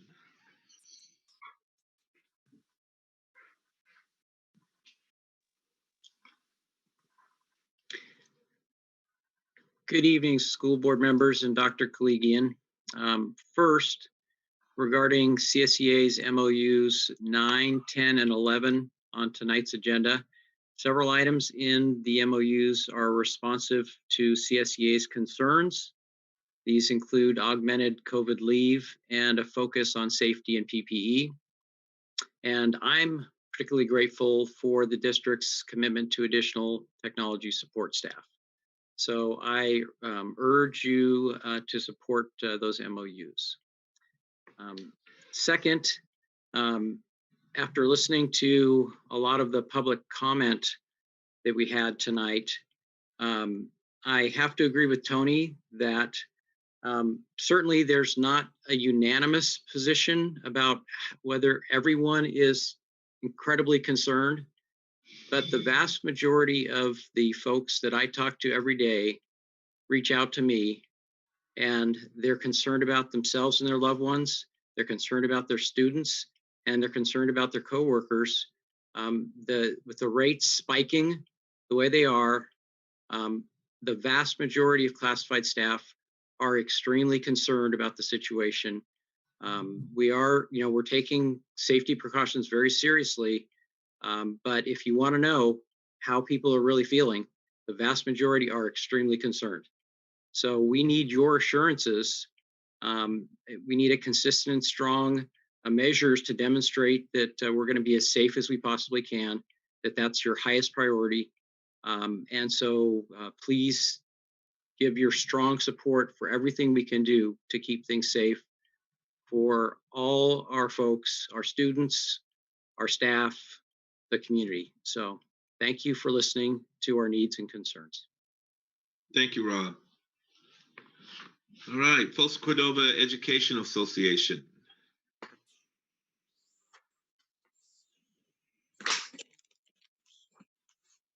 Good evening. I'd like to start with a couple of kind of housekeeping things, if you will. I want to congratulate Mr. Clark on winning the school board election. We are looking forward to working with you and looking forward to your continued leadership on the board. That's the happy part. I'm sad to be seeing Ms. Ranking leave. You've given us your all for so many years. And you've always put our students first, truly cared about our staff, and you will be sorely missed on this board. But we all wish you nothing but the best in the future. And I don't know if Mr. Hui is on the call tonight, but looking forward to getting to know him and working with him as we move forward as well. So that's kind of the housekeeping pieces. Now into things that have already, been mentioned in some ways, alluded to. I want to thank Mr. Ruiz for his words as well, because FCEA does have to represent, is our obligation to represent the majority of our membership. I think all of our teachers want to be back in the classroom with their students, but there are, as Mr. Thomas just said as well, for their group, the majority are concerned. There are fears. There's a lot of concern right now. And that is what we're speaking to, also based in those survey results that we had. That being said, we know our numbers are grim right now, statewide, nationwide. I gave you statistics last time, and just quickly, Rancho was at 1,081 cases the last time we met. Tonight, they're at 1,323. Folsom was at 521 a couple of weeks ago and is at 827 tonight. Given that huge jump, it's not surprising that we're feeling it in our district and that we've had 6 classes revert to distance learning in the past week. And sadly, that's the outcome, even with the safety measures that we've put in place. I know the district has tried. They worked with our MOU. They worked with us. But it still isn't proving to be enough against this virus right now. And that's all after just 5 days of in-person instruction. It really illustrates that it was a grave mistake to choose to open our schools when the county was still in purple. The state right now is strongly recommending 14-day quarantines if you travel outside the state over the holidays. And I know the CDC is recommending not to travel at all as well. But the quarantines would be on the honor system. We're trusting our students and our staff, for that matter, to be honest, to say, yeah, I traveled and I am self-quarantining and keeping myself safe and my students. How's that going to affect our classrooms? The result is going to end up being students and teachers being out for an extended period. That could perhaps look like the whole class switching to distance learning again. It may be a matter of the teacher quarantining and needing to pull subs in. Will we have enough subs to do that? There's a lot of questions and concerns around that situation. In addition, we know that the state just came down with their curfew from 10 p.m. to 5 a.m. So on a state level, we're readjusting our sails. We're looking at science, we're looking at what's happening, and we're making adjustments to do what's best for our communities and our state as a whole. I ask that the board supports that same idea. I think we're all noticing tonight, you're not in the boardroom as you were last time, you're back in your homes. I'm sure there's a variety of reasons for that. The assumption would be it's safer this way. There's no shame in reversing your decision. It's quite the opposite. It shows strength and integrity to change courses based on facts and new information. The choice should be a proactive measure to protect the health of students and staff, not a forced shutdown because case numbers start skyrocketing even more than they already have. We ask that you consider these facts and make the responsible decision tonight to return elementary to distance learning with the commitment to reopen all our schools when it is safe and when the state has returned to the red tier again. This is a defining moment, and both the choice and the consequences of that choice are in your hands tonight. Thank you. Thank you. Folsom Cordova Leadership Association. Yes, good evening, board members and Dr. Klee, and thank you for having me. I just wanted to take a moment. Over the last 3 months, I've been trying to highlight the work that our leaders have been doing in the district of reaching out to families and students and keeping them connected to schools, maintaining those school cultures.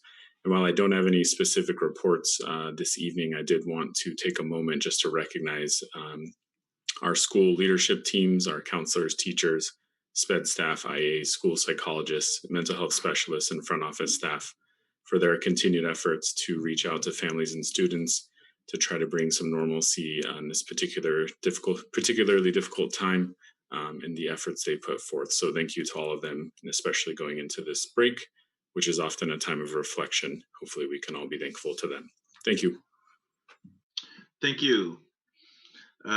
District English Learner Advisory Council, elect. Good evening, President Clark, Superintendent Kaligian, members of the board.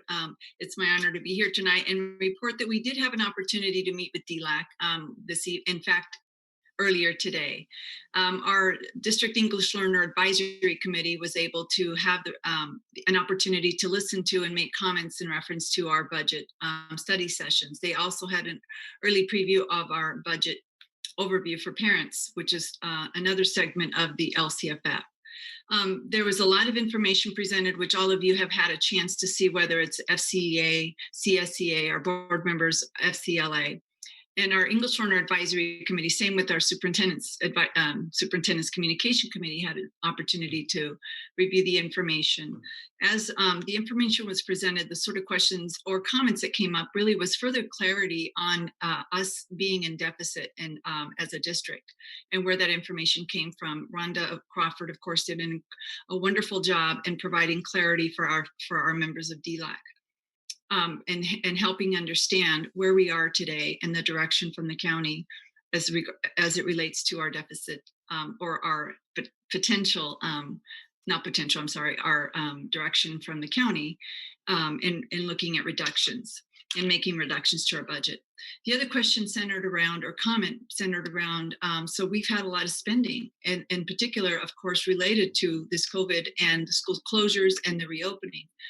Comments related to plexiglass and additional equipment and supplies surrounding Chromebooks, and how are we as a district making those costs. And so there was, again, more clarity provided from Rhonda surrounding the funds, the CARE funds and other funds that are supporting these new changes related to COVID, and that so that we can make sure that we have a healthy and safe environment for students and staff to work in and to learn in.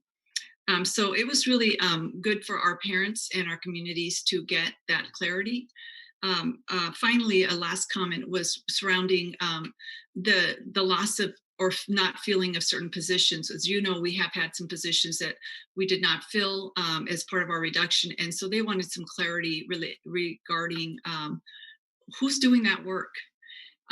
Is that work not getting done? Did we add that work to other staff members and just needing further clarity? And so again, able to communicate the fact that some of the work, because of our efficiency, looking at even some online or some different ways of doing work, have come and gone. So some of it is just no longer needed in the same way. And so we are able to reimagine and relook at how the work is getting done.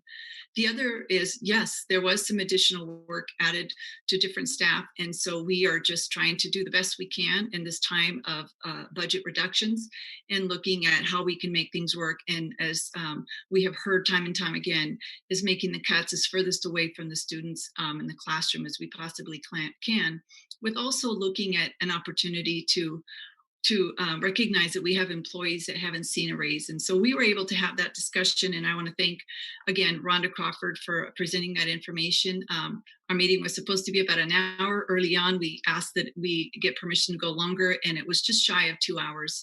And thank you. And that's my report. Have a wonderful evening. Thank you, Ms. Cabrera. I appreciate it. You know what, folks? I will take responsibility on this one. It looks like we had already did the agenda consent. Am I correct on that? No, we approved the agenda. You adopt. Oh, okay. All right. Then that way I'm not out there. So item 10, agenda consent. I'll move it. All right. Moved by Ms. Ranking. Second. Second by Mr. Hoover. Superintendent? Yes. Board President Clark? Aye.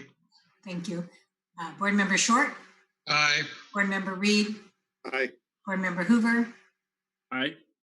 Board Member Ranking? Aye. And Student Member Galan? Aye. Motion carries. Thank you. All right.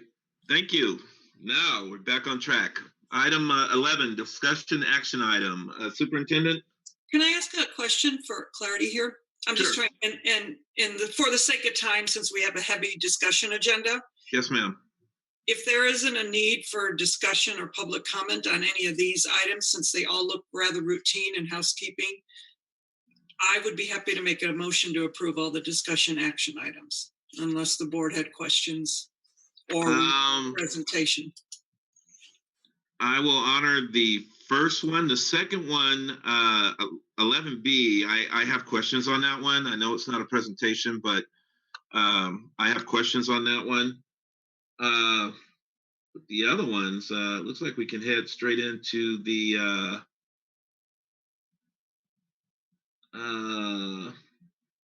no, actually, I'd like to see it looks like a presentation on the SIGDIS as well.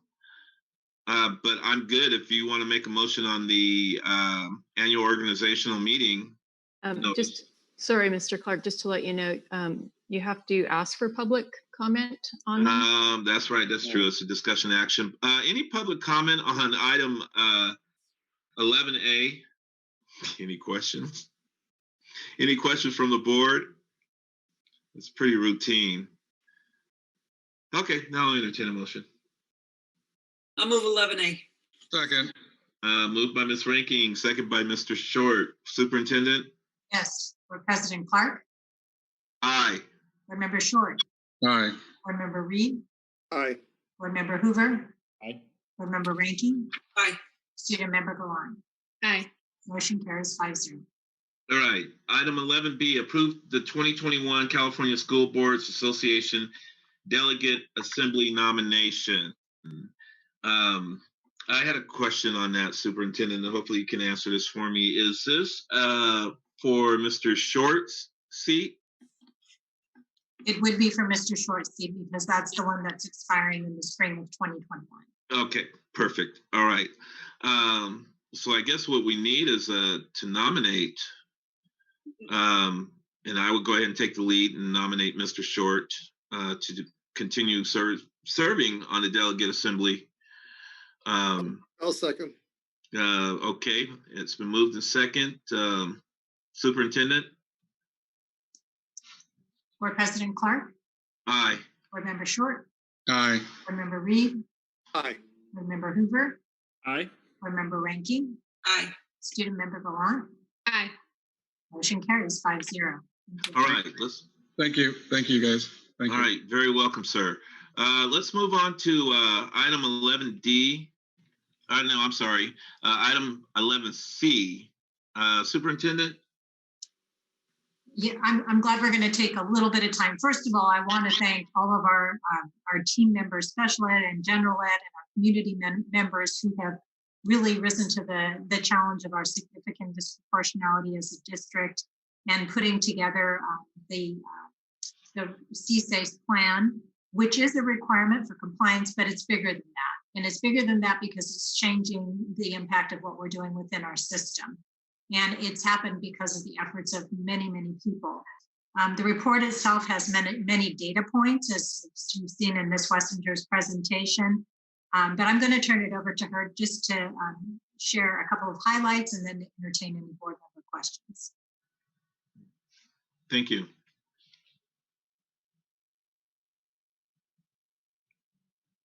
Ms. Wessinger?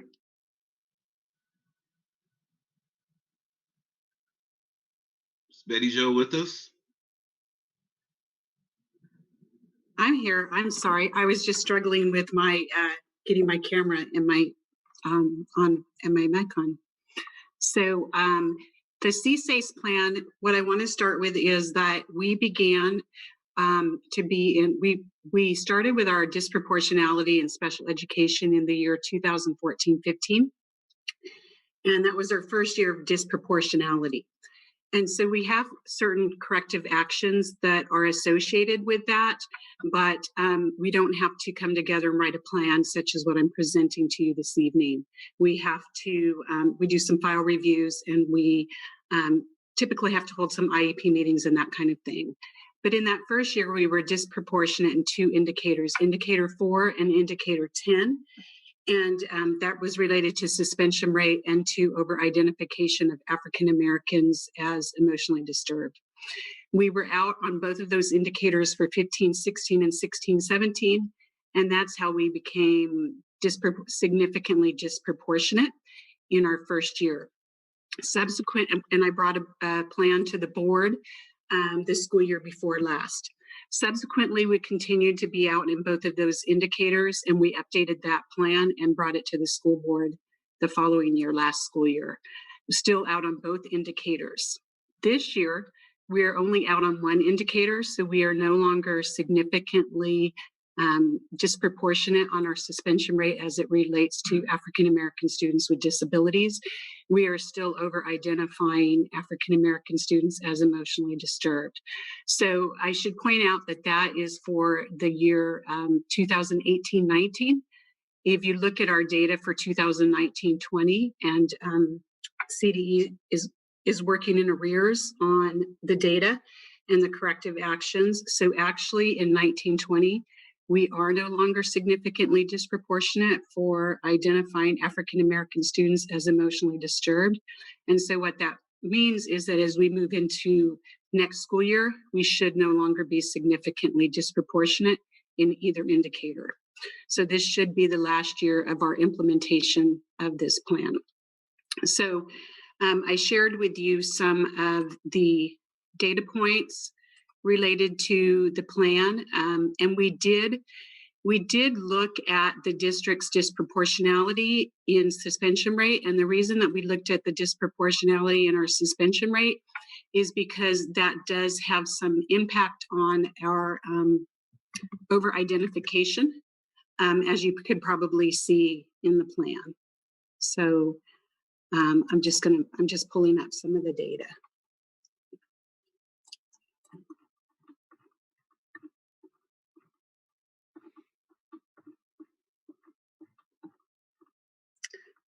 So this school year, we used quite a bit of data from the 2019-2020 dashboard, or I'm sorry, 2019 dashboard, but we also looked specifically at the data for this school year. So our African American rate is a little bit lower than it was in 2019-20. So at this school year, African Americans make up 4.7% of our student population, but they make up 19, almost 20% of our suspension rate.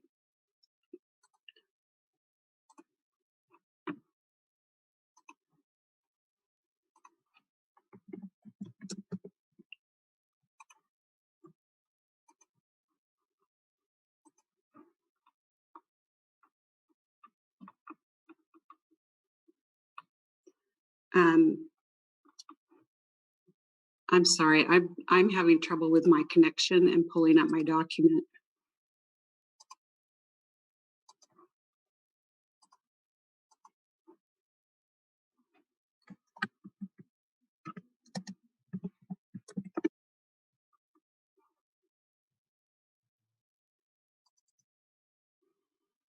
Okay. Betty Jo, would you be able to entertain any questions from the board at this point? Yes, I'd be happy to entertain questions, and I do have my document up now, so my apologies. So I can share, would you like for me to continue sharing some of the data that I have? You can. I know the board has that information, or at least they should. And my question would be, would that information be for public view? Yes. Okay. Yes. Well, in the essence of time, because we still have quite a few things to discuss. So I'll entertain any questions from the board.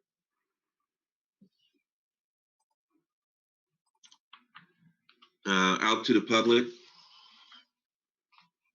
No questions, Mr. Clark.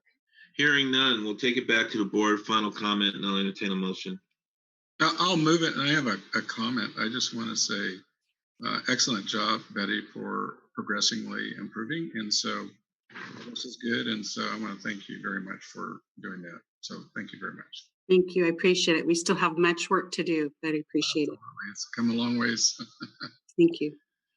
All right. And echo to Ed's comments. Good job. Thank you. All right, moved by Mr. Short, second by Ms. Ranking. Superintendent? Yes, Board President Clark, Aye. Board Member Short, Aye. Board Member Reed, Aye. Board Member Hoover, Aye. Board Member Ranking, Aye. and Student Member Gallant. Aye. Motion carries 5-0. Thank you, Betty Jo. Thank you. Thank you. Item 11D, and I think that's something that we've already revisited, but it looks like we need to do a redo on it. I think the board is pretty familiar with the declaration and how we voted on it before. Any additional questions from the board on this? I'll move it. Moved by Mr. Hoover. I'll entertain a second.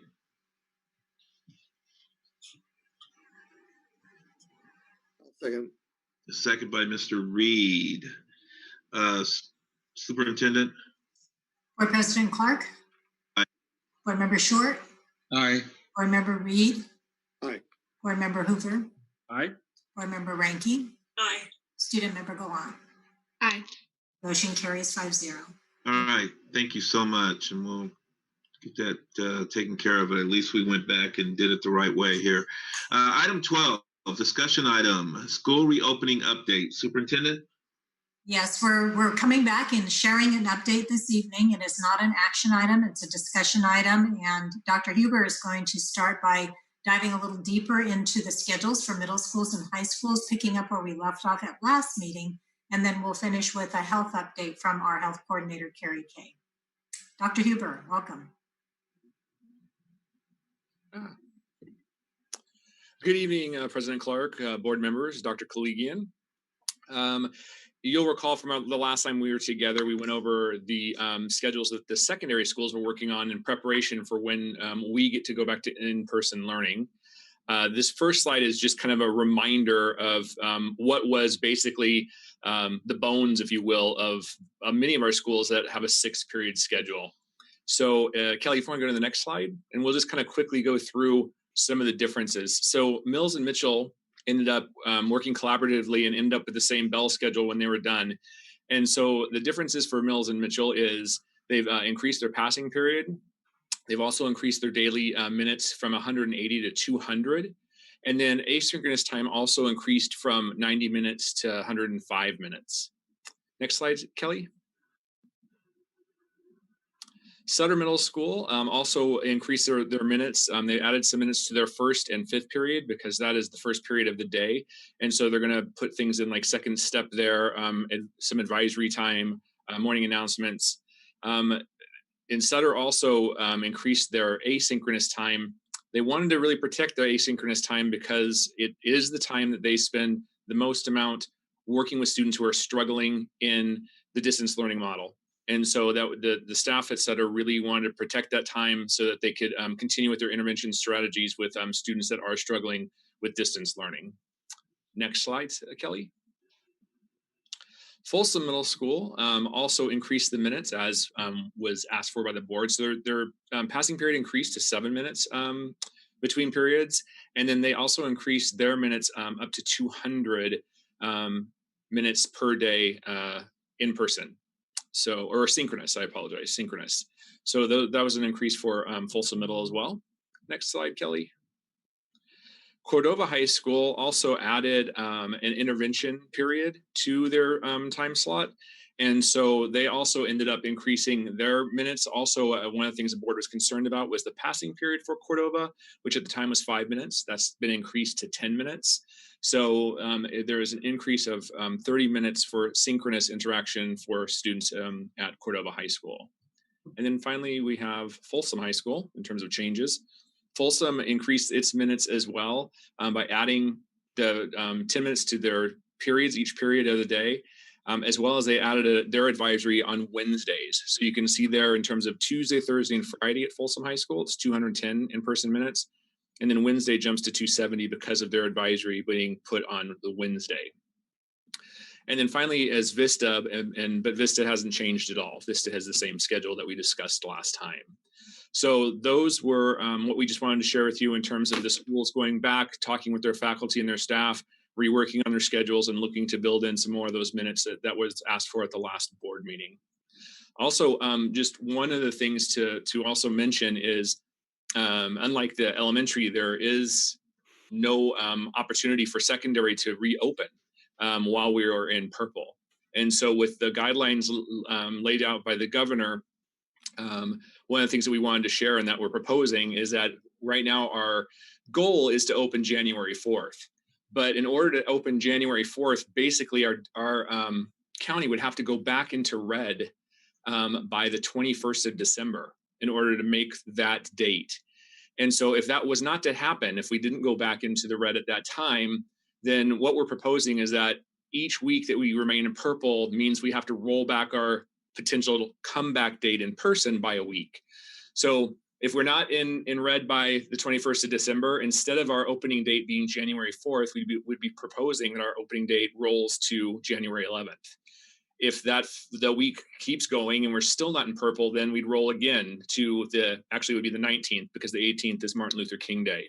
So that's one of the other things that we were proposing here, is that the date that we actually invite students back to campus is contingent on the county going into the red.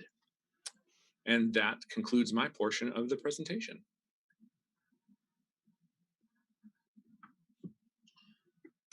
Thank you. Superintendent, I think Carrie was going to speak, correct? She is. Okay. Hi, Carrie.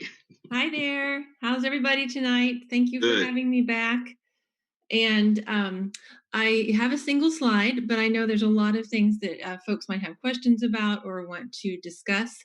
But I just wanted to kind of go back through some things that we talked about in July, I believe it was, when we first brought up the concept of things that Folsom Cordova can control, the things that we cannot control, and then the things that we all have to do, that shared responsibility list. And so the things that Folsom Cordova can and has done, we are providing PPE for staff and students. Hand washing or hand sanitizing protocols are in place. Parents are participating with passive screening and not sending sick children to school knowingly. We also have staff at 2 of our sites who are participating in that with the Frontline app. We have the cleaning, disinfecting, and sanitizing protocols, which are in place. We are very often collaborating with Sacramento County Public Health. And then the HVAC filtration upgrades have taken place. The things that are out of our control. I know someone, or maybe more than one person, has talked about testing and the availability of testing within our community and the turnaround time. The testing is still free through Sacramento County at a lot of locations throughout our county. And I want to remind folks that our county is really big. Certainly, we are very lucky to have a testing location in each of our communities, but there are testing locations throughout the county that may not book up quite as fast as we have seen with the Folsom and Rancho Cordova locations in the last couple of weeks. But I do know that countywide, the demand to access these free testing locations has increased. The turnaround time had been as little as 24 hours. And now I think folks, because of that increased demand, are experiencing more of a 48 to 72 hour turnaround time. The availability of that vaccine for COVID-19, there's a lot of progress, a lot of exciting news out there in regard to the vaccine. I do think we'll have a rollout that would be for general public, maybe around our spring break timeframe. Prior to that, there will be priority populations that will have access to the vaccine, and that is anticipated sometime at the beginning of 2021. The state mandates and the county mandates, those of course are out of our control. But the one thing that I want to mention tonight is that travel recommendation that did come from the state, came out last Friday on the 13th. And again, it is not a mandate. It is a recommendation for all of Californians who are choosing to travel over the holidays to consider a voluntary 14-day quarantine once they return. I know a couple of folks have already talked about that in the context of how that fits within a school district. And certainly if we have staff who are traveling or families who are traveling, we would want them to consider that recommendation and how it fits into their plans, how it fits into their workday, and how it fits into the school year. The things that we can all do, that shared responsibility, we really need to not take lightly the importance of wearing a face covering. I know our students and our staff who are back on the campuses, I've heard from numerous folks that on the whole, students are rock stars with doing this. We do have a few students who have medical exemptions, and we have offered some potential solutions in those cases. And then our staff are doing a great job. Some staff, are choosing to bring some of those things from home, or maybe wear a seasonal one that matches their outfit. And certainly that's appropriate. But if they don't have access to that, we are providing it as a school district. We need to continue practice social distancing when we're not in our classrooms and we're not in our work environments. We need to stay home if we're sick. And again, I've heard from staff and students that this is happening. So thank you. We also need to be mindful of gatherings, hangouts, sleepovers, and time with friends, especially as we head into next week for Thanksgiving, and then as a little bit beyond that as we head into the winter break. I think one thing that I wanted to mention is that overall, we know, and we've heard from, I think, several other people on this call, that kids in schools being open are not driving the increased transmission in our communities. We have seen this in practice, not only outside of the state of California, where schools have been open for longer than we have. We've seen it in other countries where schools have been able to be open and successfully stay open, even in areas where cases are higher than we are experiencing here. So I want folks to maybe consider Marin County as a really great example, what's fairly local. As a county, they have had, I think, close to 30,000 students who have been participating in a hybrid education, and they have not had huge transmissions happen in the school setting. It's those things that we can't control, the things that happen after school hours, over the weekends, and in gatherings that are driving the increases we're seeing in our communities. And I think I'll pause there because I imagine there will be quite a few questions. Thank you. Thank you, Carrie. Any questions from the board? Yeah, President Clark? Mr. Reed. I have just a couple of questions. I guess my first question is for Carrie, I suspect. So under this slide, things FCUSD can control. And I brought this up a couple months ago, at least once or twice. Temperature testing. I still don't understand why that is not something that we can control. I see plenty of news reports of, factories that test people as they walk in the door. I see news reports of other educational institutions throughout the country and around the world that test people as they enter the campus. I just don't understand why we are relying on the parents to take the temperature before the students leave home to go to school. I know I've had at least one teacher reach out to me who's buying her own thermometer so that she can take the temperature of her students as they arrive on campus. And I just don't think that that's something that we should be expecting our teachers to do, is to take money out of their own pockets to buy a thermal thermometer so that they can take their students' temperature. I think when I brought this issue up a couple of months ago, I was told that the reason why we weren't going to do that was because it was going to take up too much time. Well, if a teacher is already doing it, it's obviously not taking a lot of time. And I suspect if one teacher is doing it, there's probably more than one teacher who's doing it. So, I would like to revisit that conversation if that is something that we can perhaps entertain as a district and actually buy the thermometers for the teachers, or even if, for whatever reason, we decide that we want to continue with the current model, but some teachers, want to on their own take the temperature of their students as they enter the classroom. Can we at least buy them the thermometers and not expect them to take it out of their own pocket and purchase it?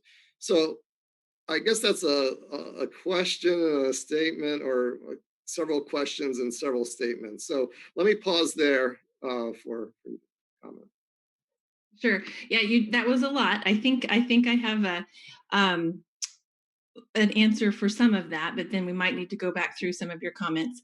So in terms of temperature taking, I don't want folks to put too much weight in that measure. Yes, I know it is the single measure that we can visually see on a tool. But in terms of, if you're looking at COVID specific illnesses, over 60% of folks who end up being symptomatic with COVID do not have a temperature. And a taking of a temperature, whether it's done at home or in the school environment, is not a diagnostic. It is, again, it's a measurable bit of information that there could be something going on. So to the temperatures and to the staff who might be taking them or choosing to buy their own, the buy their own is a part of the MOU that was agreed upon and signed with FCEA, and Don could speak to that if we need to. But I do know that there are a few staff members, I don't have the exact numbers, who are choosing to do that. Someone else might have those numbers, but in terms of actually using the temperature as a diagnostic or as a screening tool, it doesn't catch everything that you need it to catch. Did that answer some? But not some, all? yeah, Okay. some. So can either Don or I guess it's probably Don remind me what is in the MOU regarding thermometers? Are we reimbursing, or are we just simply allowing them to? We've had a couple of people want to bring their own. We've allowed that. We also have provided some for people who've asked. So we've done both. So what we have done, though, is we've trained them. First of all, the guidelines that Carrie talked about, where it's not the only indicator. If they do find someone with a temperature, they send them to the office, and it's the health professional that makes a determination. And then, from there, that's where we are. So we have had a couple ask for them, and we have provided them.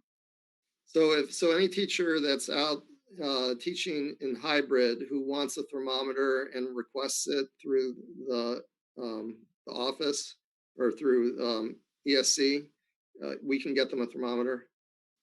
That's what we've done so far. Okay, all right. Thank you on that. Let's see. Another question I suspect for Carrie, and I recognize she may not know the answer to this, but so, we are getting close to the vaccine distribution. I'm hearing end of December, early January. And I have heard that doctors and nurses are priorities for vaccination, completely understandable. But what I haven't heard in the reports, and I've been looking for it, and I've been trying to find articles that speak to this, are teachers on the priority list for vaccination, and I certainly hope they are. But I'm curious, are they? I would have to do some research on that as well and look and see where they fall kind of in that tiered guidance of who will be able to access the vaccine and when. I seem to recall, can't tell you which document or point you to a website right now, but it seems like maybe teachers and school staff were maybe in the third tier. And again, that's information that I'm recalling from, I think, a couple of months ago. So I would have to validate that. And I wanted to backtrack to one other part of the previous bit of the conversation about thermometers and screening, and remind folks that CDC does not recommend universal symptom screening as kiddos arrive on campus. And then as recently as today, I was on a call that included Dr. Erica Pan, who is with not Sacramento, California State Public Health. And she again reiterated the fact that parents screening prior to sending their kiddos to school. So just those two bits of information as well. But I'll work on researching for you, Mr. Reed, the prioritization of vaccine distribution. Yeah, and I'm just wondering when you find that out. Yeah, I'm just wondering if there's something that the district could do to support that. Whether it's reach out to CSBA and see if they could send a letter or advocate, or for that matter, I assume the board and the district could send a letter to the governor and to public health officials asking for teachers and staff to be made a priority on the vaccination schedule. If they're not ranked as high as perhaps we might like them to be. So I just a thought.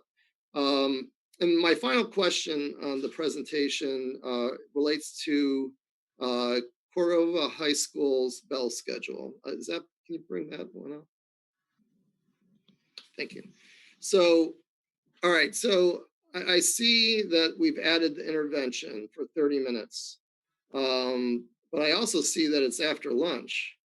So, my concern on the equity issue that I brought up on the last call was that Folsom High and Cordova were not having the same or similar type of minutes to Vista del Lago. And that, of all the schools that I would perceive that would need some type of an equitable solution, would be Cordova High School, followed by Folsom High, and actually the least would be Vista del Lago. And so, I was very happy to see that Folsom High went from up to 420 minutes of synchronous learning time, but Cordova High School maintained the same amount of synchronous learning. It did not increase to 420 like Folsom High did. They could have increased to 420 if they just added five minutes each period to make it 60 minutes. That would equal 420. But instead, I see they added this intervention. Can someone maybe get into a little bit more detail of the thought process there? And I guess my ultimate question is this equitable? So I can speak to the fact that Mr. Hayden and his team worked on the schedule, and there was interaction back and forth with the faculty and staff. I know again that one of the aspects of the intervention again is to really target the kids that are struggling, the kids that are having difficulties in our current situation. And so I know that they had a conversation around everything that was shared at the board at the last board meeting. And after those conversations, the faculty and staff and Mr. Hayden came to the conclusion that this is the best schedule in order to serve the students that they're serving. So, that was basically the direction I gave everybody, was just a reminder that, this is what was shared at the board. Please go back to your faculty and staff and discuss that, and then, adjust your schedule accordingly in terms of what you think is the best approach to serving the kids that you have on your campus. And this was the schedule that was returned by Cordova. So is the intervention, is that asynchronous or synchronous? I mean, is it in person or is it? That's synchronous, yeah. It is synchronous. Yes. So then the expectation is that the students will return after an hour lunch, or? Oh, I'm sorry, Mr. Reed. So synchronous doesn't necessarily mean in person. So no, in terms of the lunch, they would grab lunch, they would go home, and then that they're logging back in for their intervention. But one-on-one. Okay. All right. It doesn't mean that a teacher or a cohort couldn't come back onto campus if it was so desired, if a teacher arranged that. I mean, there is flexibility there, but the way it's mostly laid out, you're talking synchronous online. Okay. And I know we have equity and SEL leads in many of our campuses, and I know there's at least one or two at Cordova High. Did they have an opportunity to comment on this bell schedule, and are they comfortable? Do we know? I believe they're part of Mr. Hayden's leadership team, but I could find out for sure and get back to you on that. I can't speak to that specifically. All right, those are my questions for right now. Thank you. You bet. Thank you, Mr. Reed. President, I can go with questions. Sure, Mr. Short. This one's for Carrie. In the presentation, you mentioned the recent governor's travel guidelines, and they're not mandatories or mandates. However, what will we do if, for say, people come back after Thanksgiving and said, "Oh my gosh, I had several folks from that traveled on a bus, on a train, and came from out of state. They went to Tahoe and crossed the border and came back, and now they have to volunteer for self-quarantine. How do we track that, and do they report that? And do they work with the district on those volunteer quarantines?" A great question. I mean, because it's not an easy thing, and you can only act on the information that you're given. And so with the families, if families are forthcoming and letting us know that they are traveling or plan to travel, I would hope then that they would also be forthcoming and be willing to do a 14-day quarantine. And then what that would mean in terms of classroom, they would need to communicate with their teachers and either work out what's most reasonable. Is it packet work, like an independent study type thing that they would be doing for those 14 days or the school days that are involved in that 14-day time frame? Or if it's possible, would it work to switch to distance learning? And that, I think, probably depends on a school by school scenario, because I know some of the staff constraints are very different at each site. And then in terms of how staff would approach that, I think I'll toss that one to Dawn, because that's more of an HR situation. Thank you, because that would be an operational impact. Yes.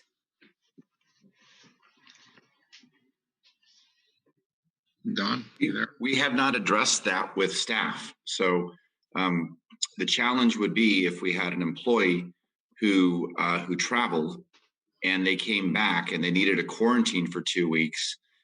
We would either need to provide a sub, or we would need to transition a class to distance learning to meet those needs. And we don't have a very deep pool of subs right now, so that would be a real challenge for us.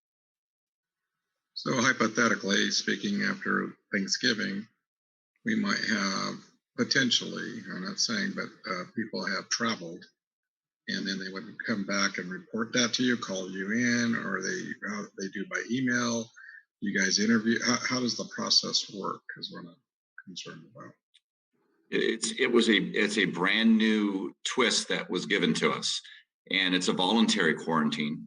So at this time, we really haven't imposed that upon our staff. Okay, so if they do a 14-day, this is another, going back to Carrie's side, because I've already experienced this with my staff. So if they do the volunteer 14-day, there is an accelerated comeback. If you do testing, say in 48, 78 hours, would they be allowed to come back if they do volunteer testing, or can they do the free testing? And we have to monitor them for 72 hours, or anything like that to bring them back to work quickly?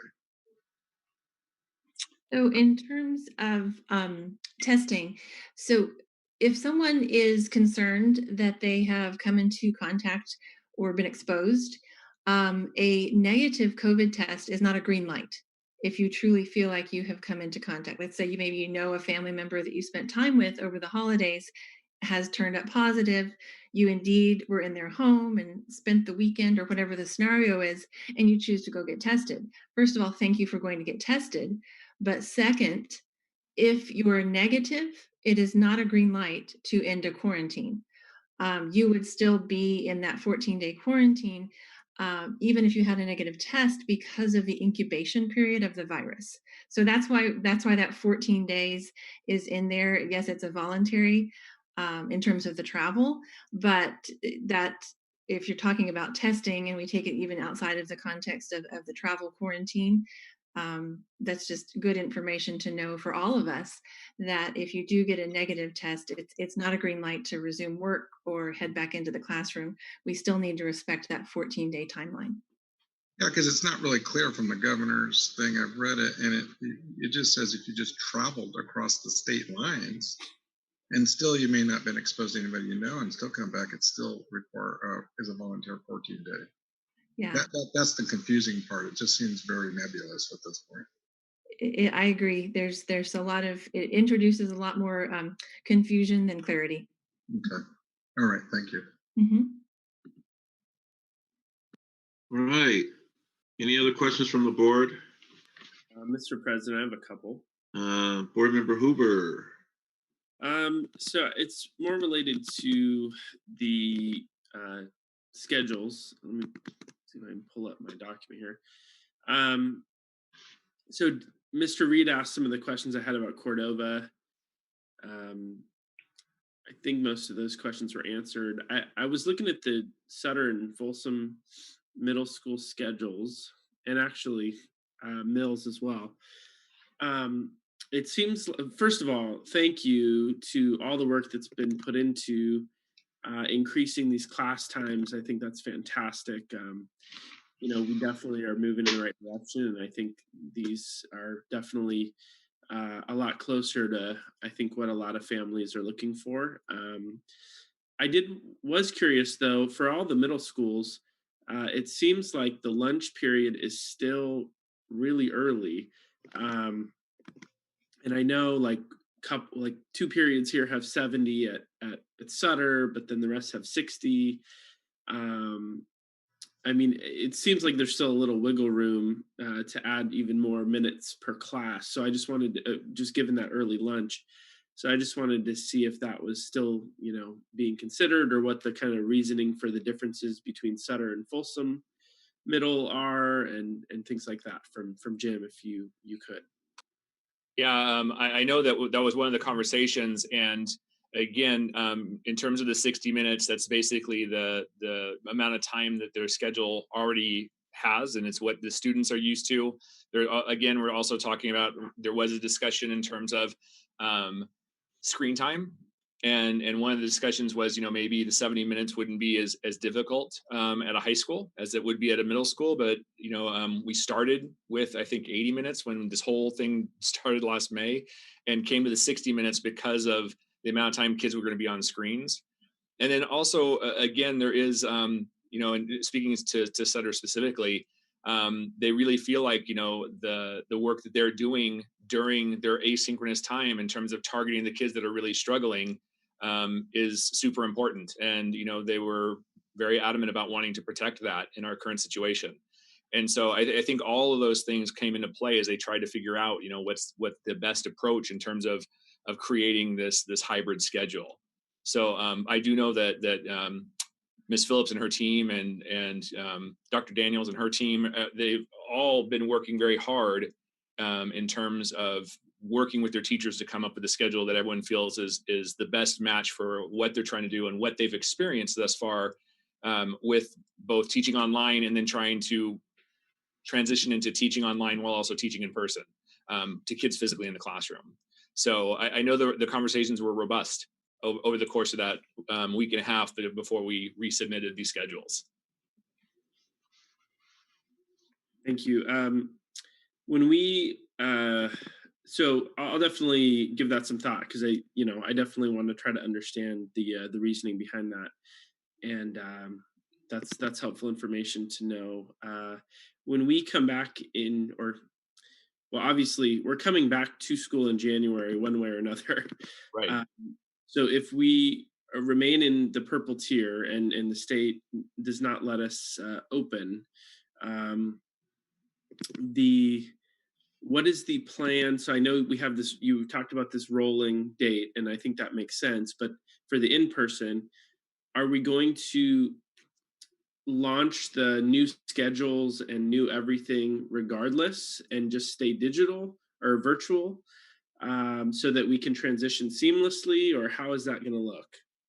As we just started discussing that today, I haven't had a chance to talk to the principals about it yet, but in my mind, Mr. Hoover, that's kind of what I thought we would be doing. Where it's a brand new semester, we're starting, except for the 2 middle schools who are on trimesters. So to me, it would make sense to go to this schedule, because then, exactly as you say, when we do reach that point that we get to have in person, whenever that is, we step right into it. So I think it would probably be less disruptive. I would definitely, though, say that's my opinion. I definitely want the feedback and the thoughts of the principals on that. We have not discussed it yet. Great. Yeah, no, I'd love to hear more on that. But yeah, it seems like that would be the most seamless, but I'd love to get the feedback from the principals on that. Definitely. And I'd also be curious, well, anyway, I think that's it. But I do appreciate this idea of this rolling start time, because it still gives us the opportunity to come back in person once we're allowed to, but doesn't put us off too much on that. And then I guess my last question is just, has the board essentially already approved these schedules, or is there going to be another approval at some point on the finalized? I know this is just a discussion item tonight, but I'm just trying to understand the process for the schedules. Superintendent, you can answer that for Mr. Hoover. Yes. This is still a version of the AB schedule that the board approved, months ago. But we certainly can bring that back as an action item at our next board meeting. I think, it is a discussion item tonight. We made progress in trying to find ways to craft these and reimagine these schedules, to add more time and more in-person time. So it's still, at our next meeting, if it's an action item, then we're getting down to the specifics of this is what it's going to be and moving forward with it. Okay, yeah, just checking, just trying to understand the process. I'm not requesting anything specific, but thank you, that's helpful. That's it for me. Thank you, Mr. Hoover.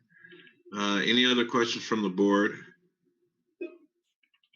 Okay, I did have a couple, and I just want to recognize Mr. Reed. He was spot on about the temperature check and the thermometers for our teachers. I think that's important. I kind of look at videos and, different schools throughout the country that just take that little time to take a temperature. And I know the kids are asymptomatic and they may show a temperature, they may not, but I think it's probably more for the teacher's comfort to be reassured that that student is okay. I know at my job, I have to be screened every day. And if our temperature is above 99.5, they send us home. So I think that's very important. Most of the questions that were asked by Mr. Hoover and Mr. Reed, so I'm actually good on that. The one question that I have that I heard just briefly about is the Frontline app. And how is that working? Do we have any data on that? Is it being registered? How is it working for us? Thank you. Good question. I don't have specific data yet. We did just do a soft rollout, like we mentioned. I actually think I mentioned it in a principals meeting, not at a board meeting, to Natoma Station and Riverview, and their staff have the availability to participate in it.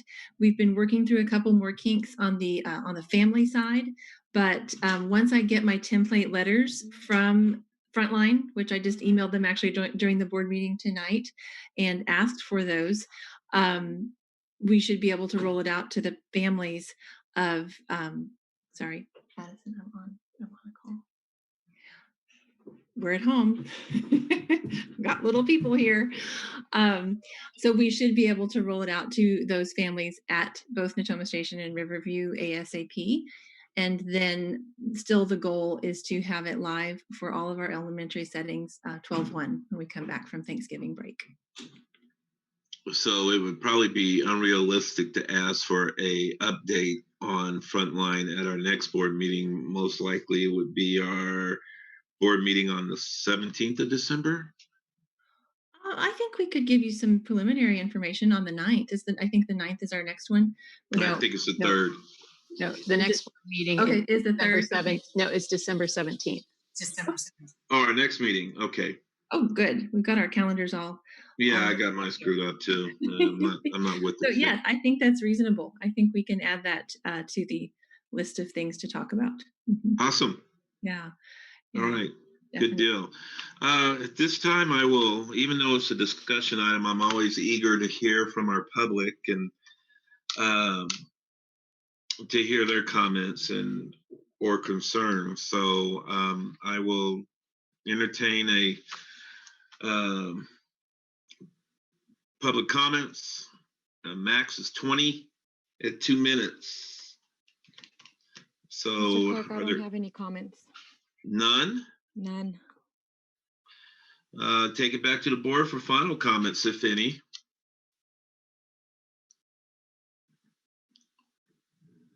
I do, President. I just want to thank staff for making some of the adjustments that the board discussed last time. I think that was well time spent, and we are striving for that equity issue. I think that discussion is very healthy, so I appreciate the dialogue. And thank you very much for it. Awesome.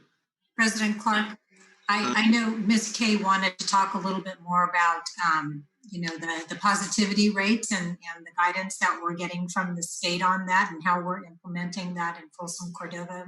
Sure. Speak to that for a few minutes. Thanks. Yeah, let's hear it.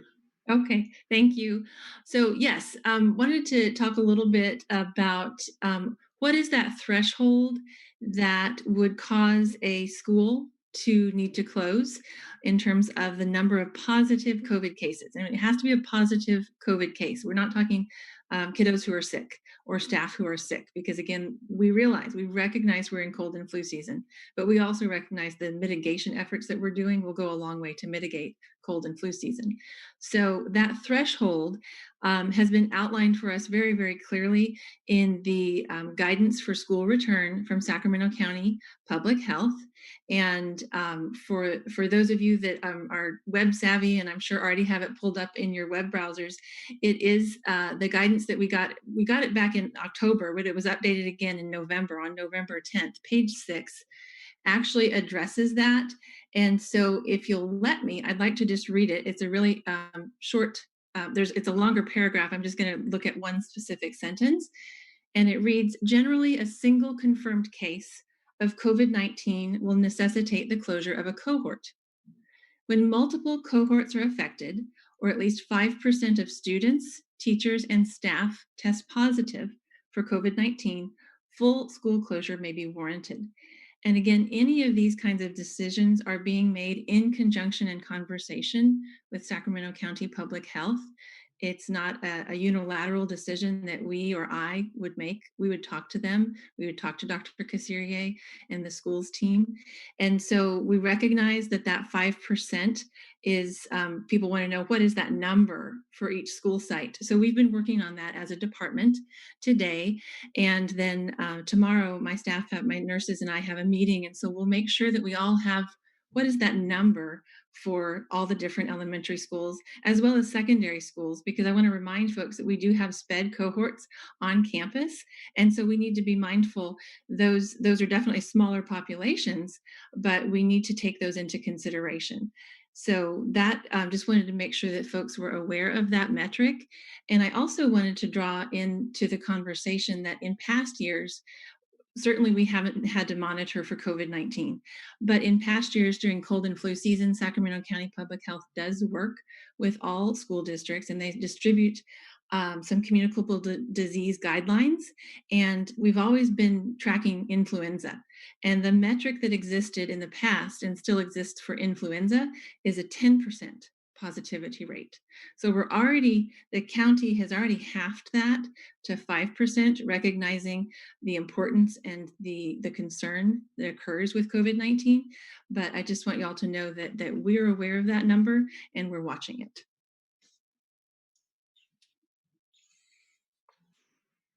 Thank you, Carrie.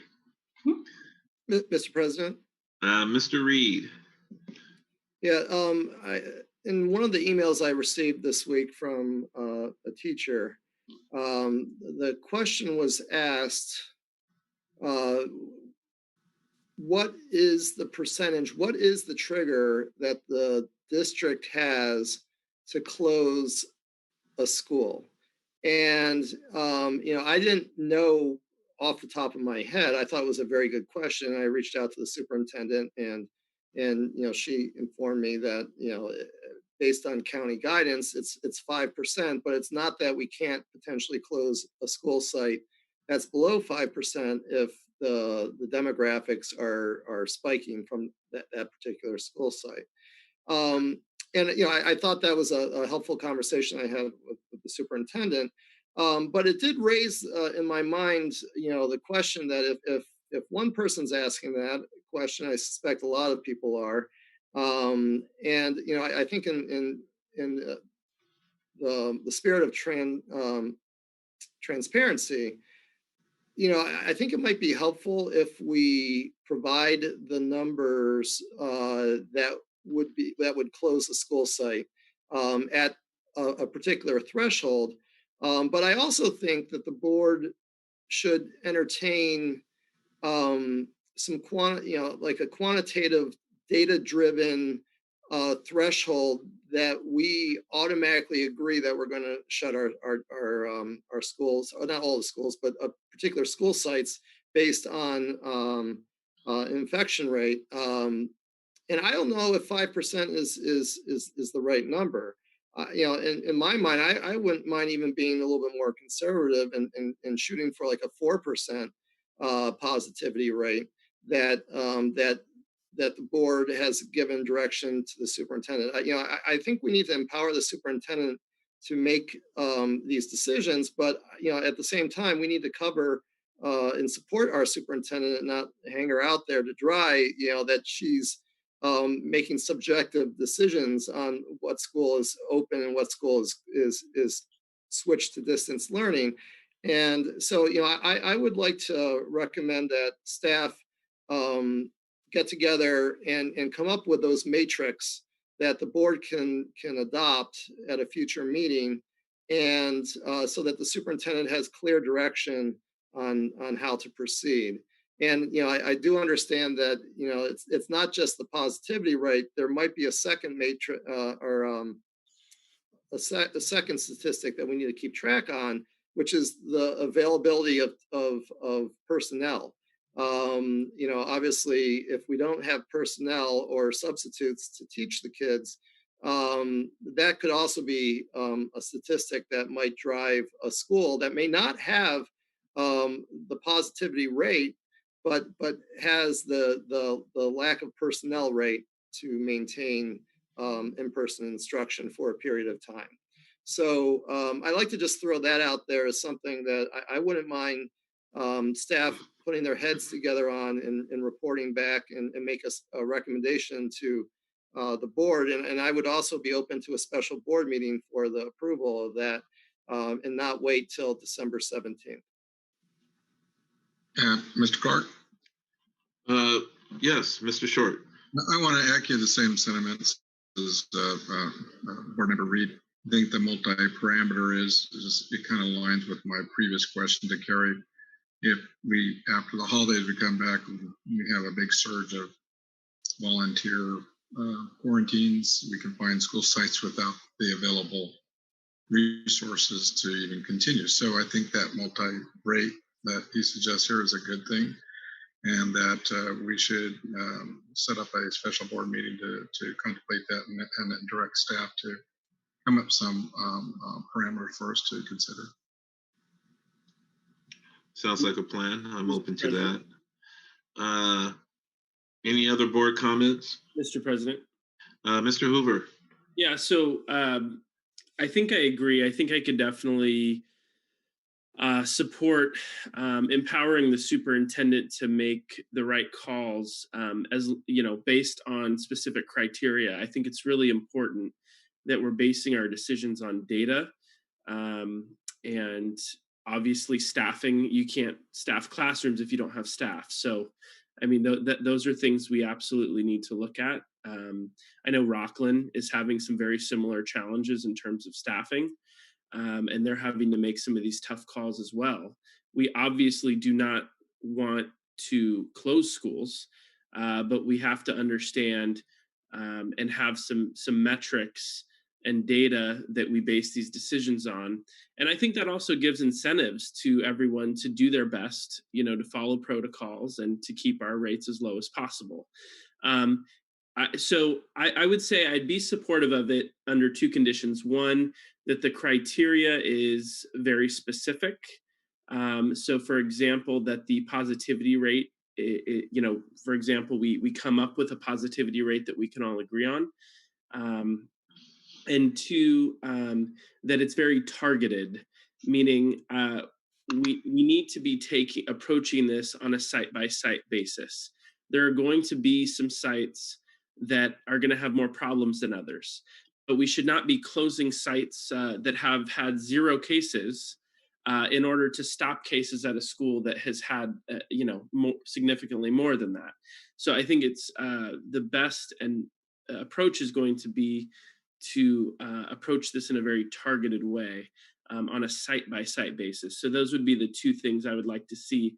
And on the point Mr. Reed made about positivity rate, I don't know what the right number is. I'm not a health expert, but I would love to get input before we vote on something like that from the health department, the county health department, on what they think the right number is and maybe what Carrie thinks an appropriate number would be, so that we can come together and discuss that. Maybe 5 is the right number, maybe it's 4, but I would love to get the input from the health community and the health experts on that before we decide as a board on a number. But I do think this is not only going to be important because it moving forward to base these decisions on data, but it also will give our superintendent the ability to act quickly if necessary, so that we're not having to wait till the next board meeting or schedule a special board meeting. It's really important that we give her this ability based on specific criteria to act when she needs to act. So that would be my comments. Thank you, sir. With that being said, and Carrie, did you have anything else? Is Carrie with us? I'm still here, definitely. All right. Still here. No, I think we've covered a lot. We've given folks a lot to think about and consider. And in terms of moving that 5% number, I just want to reiterate that in flu season it's 10, and COVID is already halved to 5%. And so I don't know if I would, we want to rely on our public health experts for sure. And Sacramento County Public Health has set that 5% as the metric. And I believe it's also in line with what the California Department of Public Health has set as the metric. So I just want to keep that in mind. Yeah, and certainly there are other extenuating factors that we would have to consider. It's not just that hitting that 5% number for a school. Prior to that, there are going to be staffing stressors for sure. Absolutely. Well, thank you so much. And in all fairness, I will just take it back out to the public really quick to see if there are any comments or any hands raised. First one is Michelle. Michelle, good evening. Hi, good evening. Yes, hi, this is Michelle Mays, and I'm a kindergarten teacher over at Navigator Elementary School. And I was just calling to let everyone know that our return back to school for kindergarten, I know for myself and my grade level partner, has been going smoothly, and the children are enjoying themselves. They are learning, they are maintaining their safe distance, they have their masks on. And I can't tell you what a wonderful joy it is to see their smiles on their faces. And really, what I used to see on the screen, I used to see children spinning around in their chairs, going under the tables, getting frustrated, even with lots of breaks and activities. And now I have these darling little faces that some of them who used to do that are coming to life. They're participating. So I just wanted to let you know that I know for the teachers that I've spoken with, who are happy to be back, it's been going well. And all the parents in my room, they've been emailing me, sending me thank yous. I mean, I feel like I've just been blessed to have such a great group and a return back to school. So just want to let you know that it's going well at Kindergarten Navigator. And I'm sure many other teachers might feel that way. So good news in that department for me. Thank you. Thank you, Michelle. Greatly appreciate you. Okay. Ne- Do we have have any more? One more, Mr. Clark. One Debbie? more. Debbie, good evening. Can you hear me? Yes, ma'am. Hi. I wanted to answer the question that was asked about the measurement as far as what happens, what 5% means.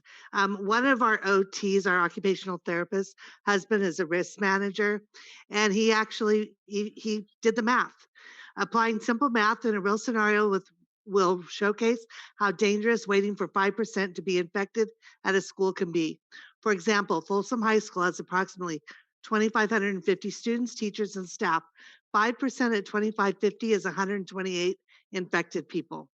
The stated criteria could wait until up to 128 people were infected before they would close the school. But what would happen to those people? Chances are those infected at school would then infect their families. The current best estimate transmission rate, RO, for COVID-19, according to the CDC, is 2.5, which translates to each person infected in school to ultimately infecting another 2.5 people. But let's be conservative for practical purposes and only focus on 128 teachers, staff, and school. Let's apply the 2.9% case fatality ratio, CFR, for the United States as determined by Johns Hopkins University and Medicine Coronavirus Resource Center. At 2.9 fatality rate of 128 infected people is 3.7 people dead. That's what 5% means. Thank you, Deb. There's no more hands, Mr. Clark.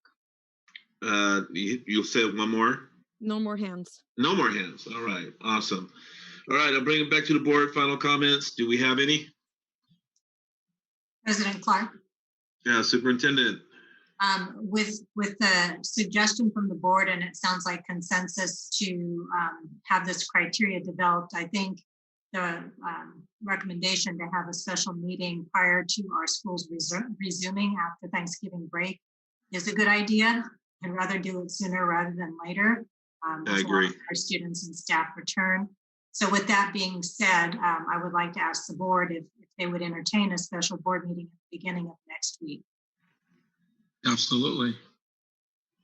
I'm available. Monday. Are we looking at Monday evening? Monday evening, 6 o'clock. Consensus from the group? Yeah, there is consensus. Board member ranking? Yes. All right. Awesome. And I think Josh was in consensus. Mr. Hoover. Yeah, that's fine. Okay, great. Monday, 6 o'clock. Let's get the notice out. Let's do what we have to do here. Thank you. All right. Let's go into item 12B, budget study session update. Superintendent? Yes, we're just continuing updating the board with the different stakeholder feedback we've received. We did that at the last meeting with the groups we had met with, which are mostly our labor groups. And since our last meeting, I had a chance to meet with Superintendent's Communication Committee and DLAC, and Ms. Crawford presented her budget study session update, and we solicited feedback from the stakeholders. So that's what Ms. Crawford's presentation will be focusing on, as well as some next steps in getting us prepared for first interim at the December 17th board meeting. Ms. Crawford. Thank you. Let me share my screen here. Okay. So as Dr. Kaligian said, this is just a little bit of some updated slides since our last presentation. So I've added 2 slides from 2 additional study sessions that we've had with the Superintendent's Communication Committee, and then earlier today with our DLAC committee that Ms. Cabrera talked about a little earlier. And then I've also added a slide on enrollment. And this is just kind of where we stand as of now, which is going to lead to some further discussions, not only for first interim, but after the first of the year. And then with the proposed reductions from the last few study sessions, I've put it in a format that shows what that compounding effect looks like, just so we know what the number is that we're looking at as we're going into first interim. So as Dr. Kaligian said, this is the feedback from our meetings with our labor groups. So starting with FCLA, we met with them on November 2nd. And I won't read all of these bullets. We presented this at our last study session. We then met with our teachers group, our FCEA group. Similar comments and questions from all three, similar concerns, which some of these will be addressed in future sessions, and also some of the items related to revenues and expenditures will be addressed at first interim. We met with our classified employees, our CSEA group, and then with the Superintendent's Communication Committee, we met last week, and our comments and questions were centered between the budget discussion and also the reopening discussion. So there was comments and discussion regarding addressing the learning loss of our students, and there was concern about how we get students up to speed, especially those that are struggling with learning 100% online, and how to catch them up if they are to come back in an in-person hybrid type model. And then the budget transparency, which was also a common theme that we heard with our other groups, just making sure that all the information is presented, and that there is full understanding of what our issues are and how we approach further reductions and how we handle our budget issues that we have moving forward. Earlier today, we met with our DLAC committee, and they are also, as well as our other groups, they are also very much in favor of optimizing and making our spending more efficient. They are in favor of reductions as long as we are meeting some of those priorities that we had addressed in earlier study sessions. There were discussions about looking at the software and instructional materials that we purchase. And this also ties back to what we've heard from some of our other groups in terms of not only our textbooks, but some of those instructional materials that we routinely purchase. And as Ms. Cabrera said earlier, there were questions on the staffing reductions that have occurred in 1920 and in 2021, centered around how does that work get done? Was that work passed on to other employees? How is it actually happening?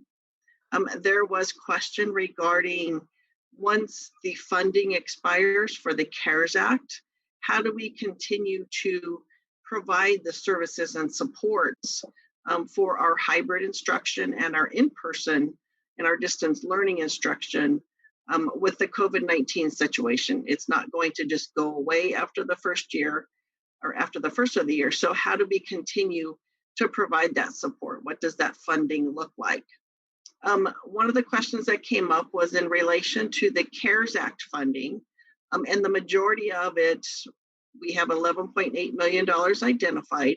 The majority of it is identified for in-person instruction.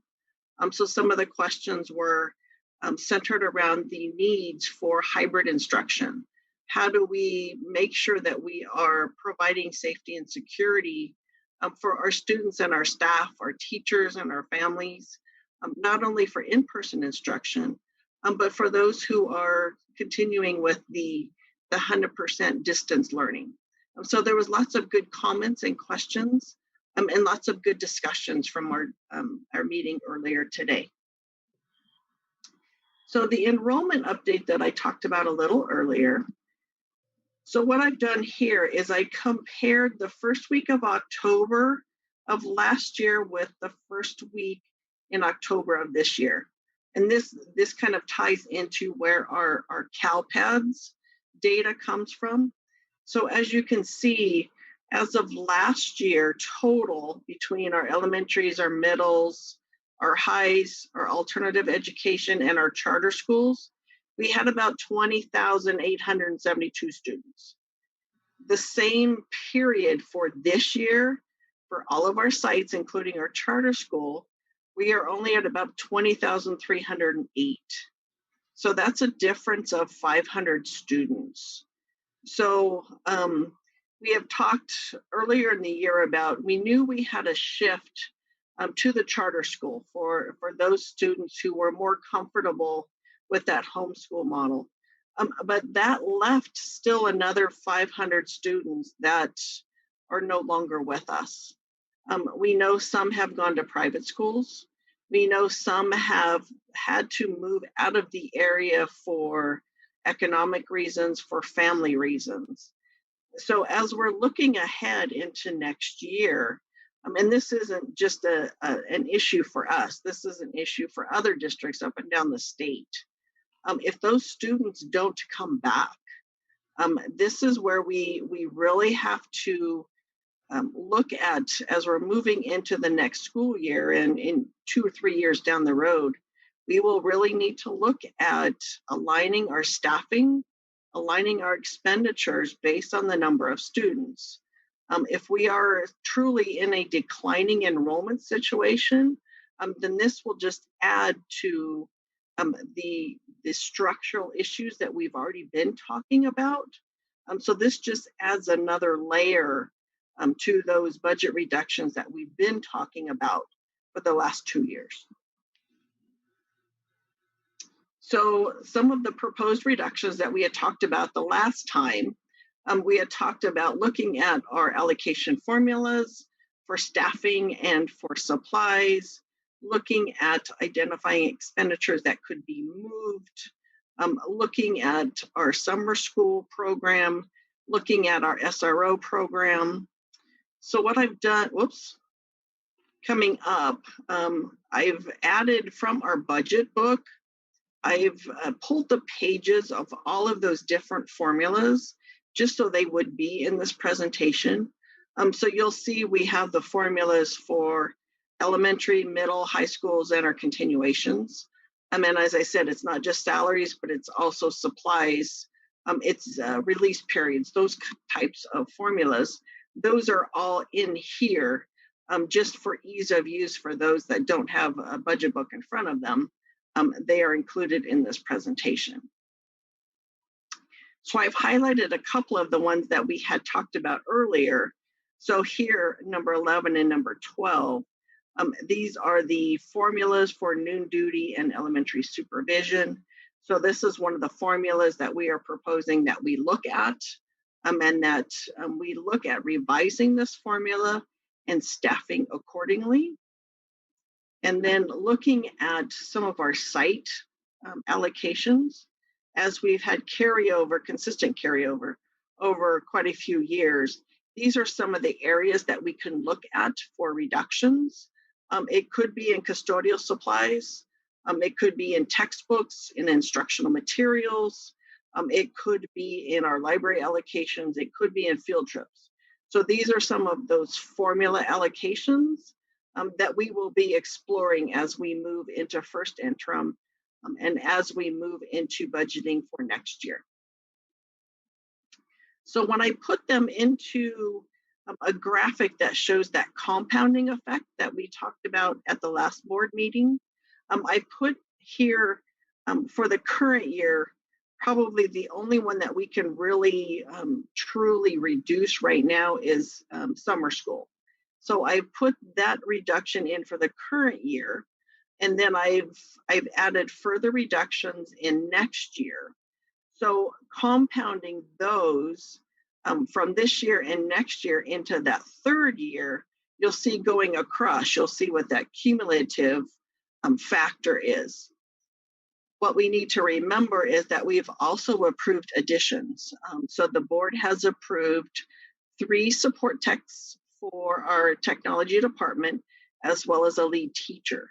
So I've also factored in those additional expenditures for salaries and benefits. So we have some reductions and then we have some additions. So the cumulative effect over the 3-year period that we've been talking about, we're at about $1.6 million, almost 1.7. So as SCOE has indicated, They want us at that $9.9 million reduction level. So we have a ways to go, but we have started the identification progress, and we will continue to look at those. So our timelines, we've already talked pretty much about that. Just an update tonight. Our next meeting will be to further discuss first interim, looking at what our revenues and our expenditures look like through October 31st. We'll also have a summary of what we call it's a budget overview for parents. It's mostly our LCAP and our learning continuity and attendance plan. And then we hope to have some more good news after the first of the year. We are starting to hear some good news. So we have our fingers crossed for that. And then we'll have our second interim and then further discussions for the 21-22 year. So that was just a quick update from our last study session, and we can entertain any questions and answers from any of those updates. So I think that was a great presentation, Rhonda, and from the numbers, it look really promising. I will entertain any questions from the board. Mr. President. Mr. Hoover. I just have one at the moment. It's in regards to the declining enrollment situation. Is it possible that this declining enrollment is solely due to COVID and kind of the craziness of this year, and it could rebound, or are we kind of expecting or planning for this moving forward? I think that'll be good for informing our decisions. We believe some of the decrease is related to COVID, but we cannot rely that will, our students will magically appear next year. So we will have to plan for worst case scenario. We will have to plan that those students may not come back. So we will do our best in the spring as we are getting registrations, as we're reaching out to families, trying to get more of a picture of what our enrollment is going to look like. But if we don't see those students coming back, then we're going to have to look at further reductions in staffing and expenditures.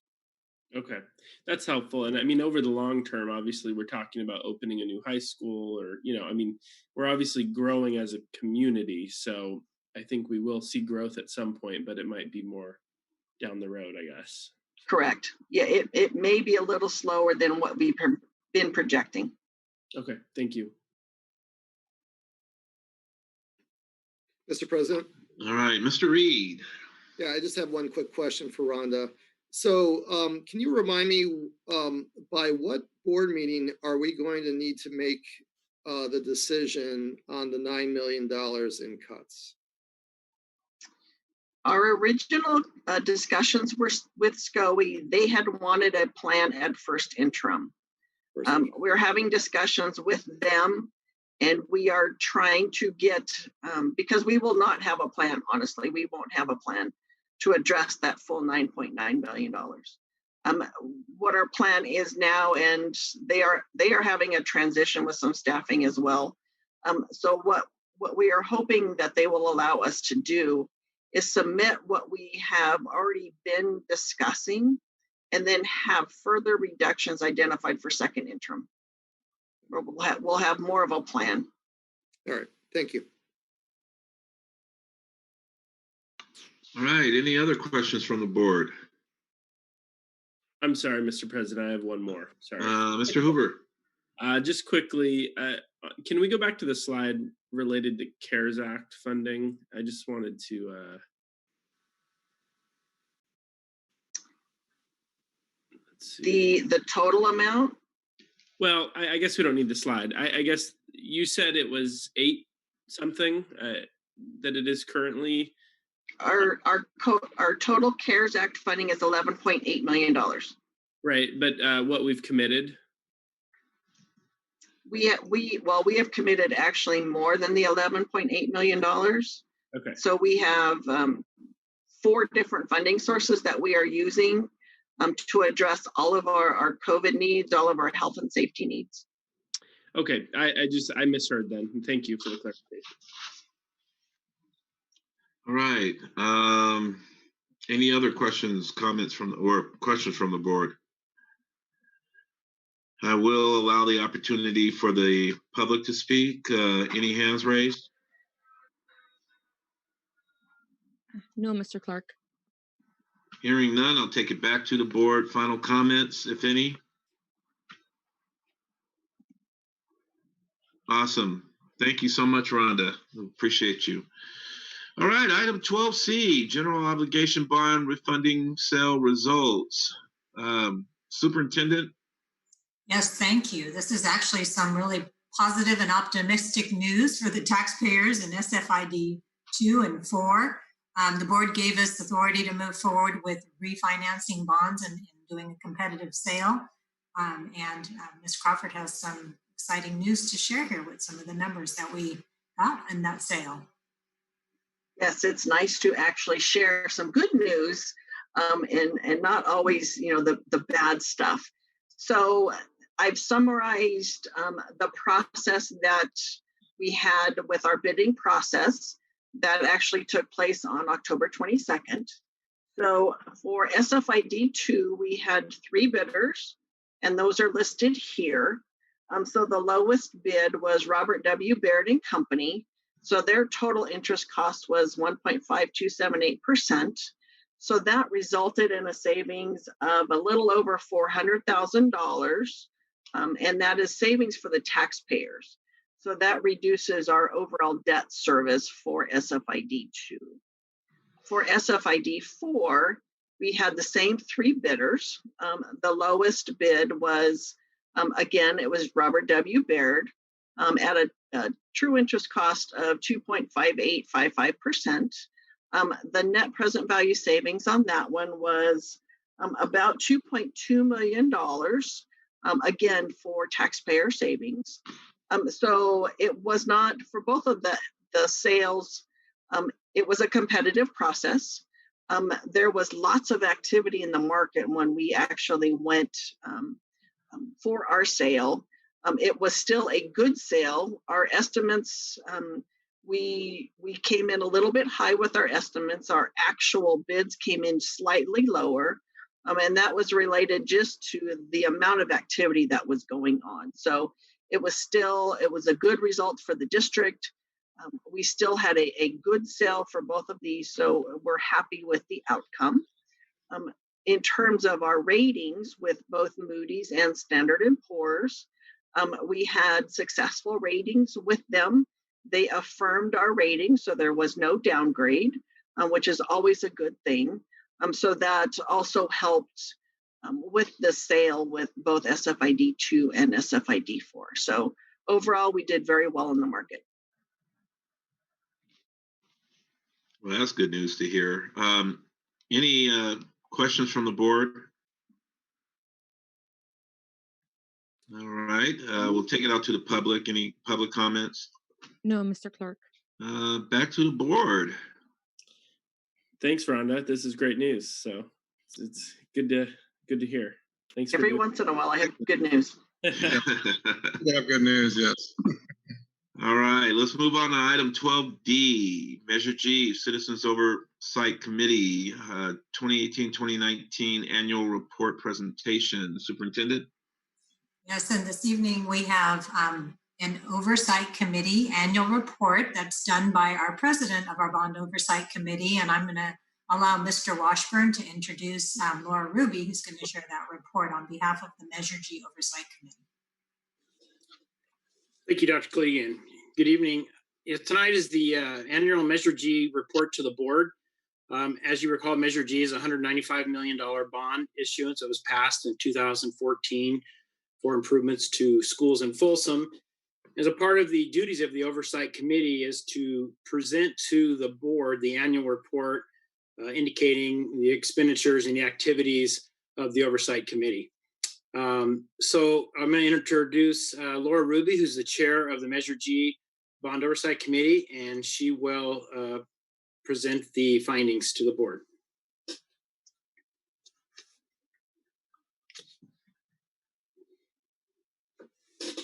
Okay, you can hear me now? I've waited a long time to unmute that button. Members of the Board of Trustees, citizens, and administration of the district, ladies and gentlemen, as the chair of the Bond Oversight Committee for the Folsom Cordova Unified School District, it is my privilege and pleasure to present on behalf of the full committee our annual report. The Bond Oversight Committee exists to ensure that expenditures of the funds collected under the voter-approved Bond Measure G are spent on the items and projects voters approved at the time of their vote. The committee is dedicated to ensuring that the public trust is well kept and remains intact throughout the life of the bond. The BOC is pleased to report that the expenditures of the fiscal year 2018-19, after a full audit by an outside agency, are in compliance with all laws, regulations, and accounting. On behalf of the entire committee, thank you for this opportunity to serve our district and ensure that all is in full compliance with legal and ethical guidelines. Respectfully, Laura Ruby, Chair, Measure G.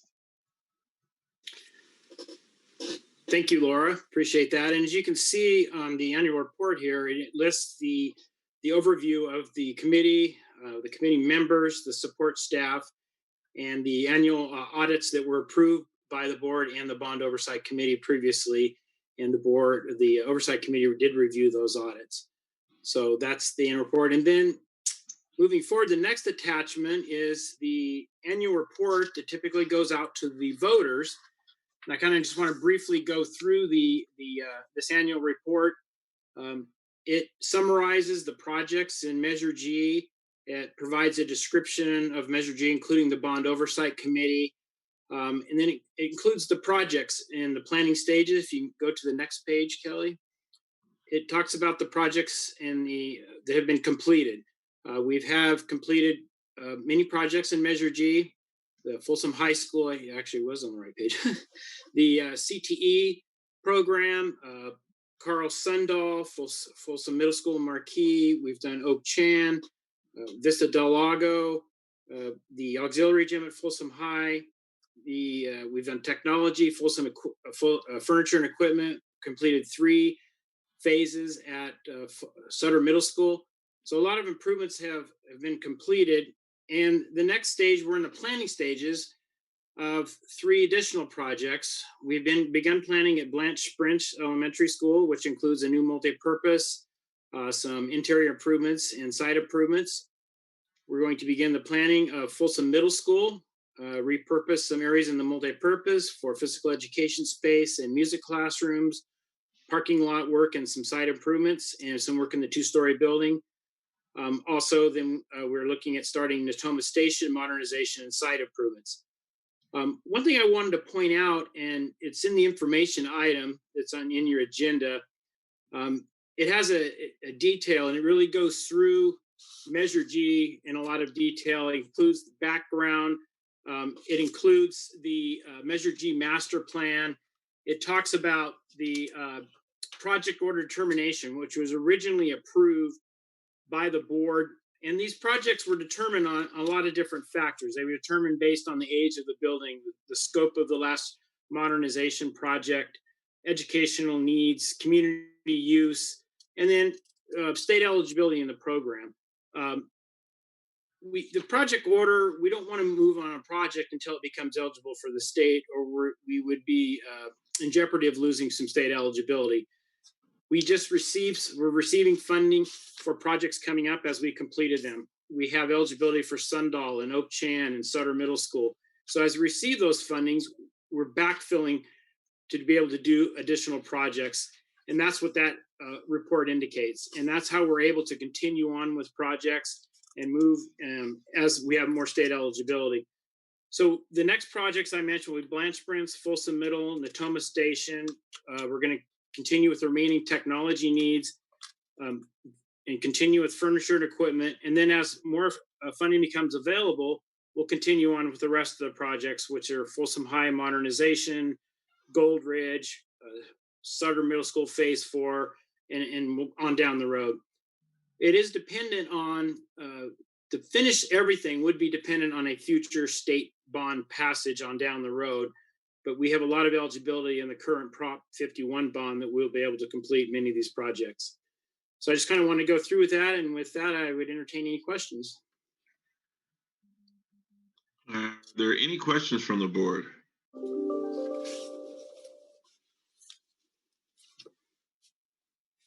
Hearing none. Matt, I did have a question. So were you giving us item 13 as well as the informational for Measure G project updates?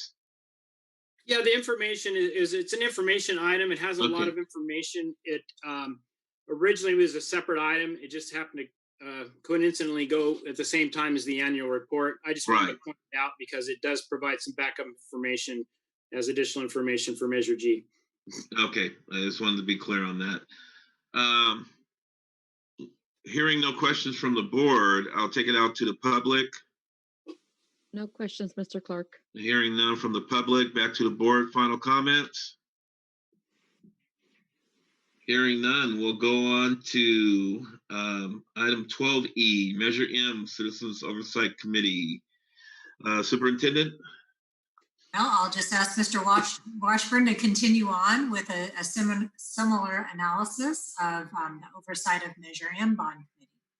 Mr. Washburn. And as same as Measure G, this is the annual report by the Oversight Committee, and I'm going to introduce Laura Ruby again, who's also the chair of the Measure M Bond Oversight Committee. As you recall, this is the $750 million bond passed in 2007, south of Highway 50, also known as SFID 3. Laura? Members of the Board of Trustees, citizens, and administration of the district, ladies and gentlemen, as chair of the Bond Oversight Committee for the Folsom Cordova Unified School District, it is my pleasure and privilege to present on behalf of the full committee our annual report. The Bond Oversight Committee exists to ensure that expenditures of funds collected under the voter-approved bond, Measure M, are spent on the items and projects voters approved at the time of their vote. The committee is dedicated to ensuring that the public trust is well kept and remains intact throughout the life of the bond. The BOC is pleased to report that the expenditures of the fiscal year 2018-19, after a full audit by an outside agency, are in compliance with all laws, regulations, and accounting. On behalf of the entire committee, thank you for this opportunity to serve our district and ensure that all is in full compliance with legal and ethical guidelines. Respectfully, Laura Ruby, Chair. Thank you, Laura. And the expenditures in the Measure M include, obviously, the construction of the Mangini Elementary School. It also includes planning costs for additional elementary schools. We're working with the developers on siting locations, grading plans for future elementary schools, and then also for the design and planning of the new high school, which we've had some discussion about that previously. We're currently in schematic design, and we'll be bringing to the board a schematic design update of the new high school as well.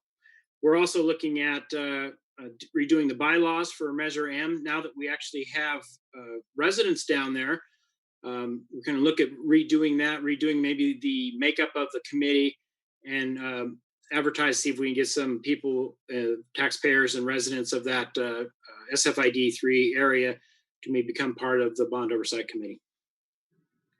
Thank you. Thank you. Any questions from the board? Mr. President. Mr. Reed. Yes, Matt, I was just curious, is there,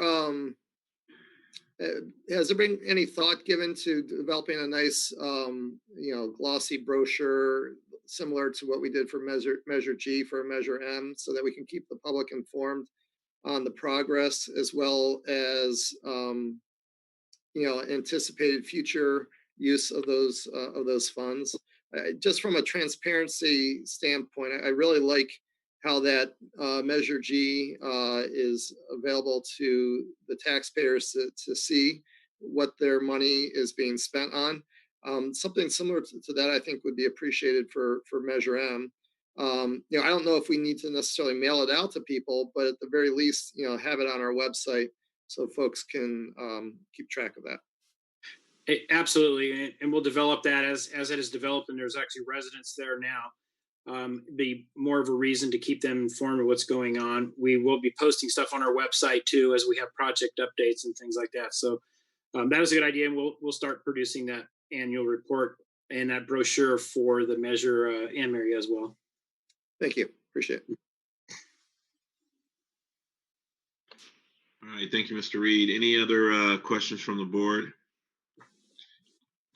And we'll take it out to the public. Any public comment? No, Mr. Clark. Thank you. Back to the board. Final comments? Awesome. All right. Well, moving right along. Looks like we're at item 12F, proposed 2021-2022 instructional calendar. Superintendent? Yes, before you is the instructional calendar draft for the next school year. It's very similar to this year's calendar as far as the start date being that second Wednesday in August, and the vacations or holidays being very similar in nature to this year, and ending the school year prior to the 1st of June. So we're looking at an end date as May 30th.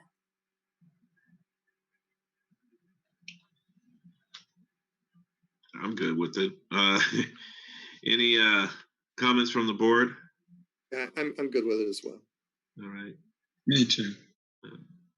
All right. I'll take it out to the public. I can't imagine there's any comments on it. No, Mr. Clark. All right, back to the board. Final comments. All right, we'll see that soon.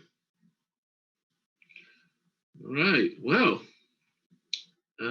we'll go back down to item 13A. I'm sorry, 12G. Proposed dates and times of regular board meetings for July 2021, June 2022.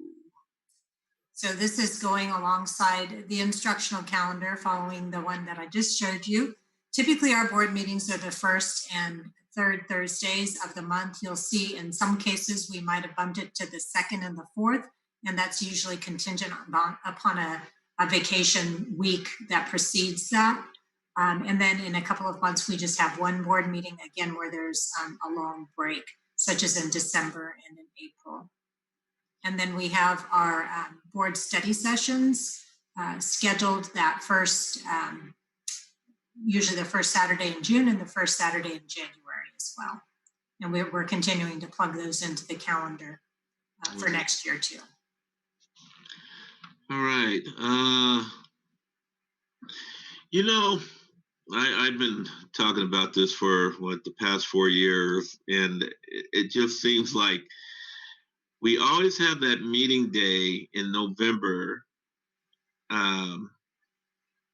the same day as the Rancho Cordova State of the City. You know, honestly, I think the district should be in attendance or involved in that, address. I know the city of Folsom normally has theirs during the day, but Rancho Cordova does it at night, and albeit the same night as board meetings.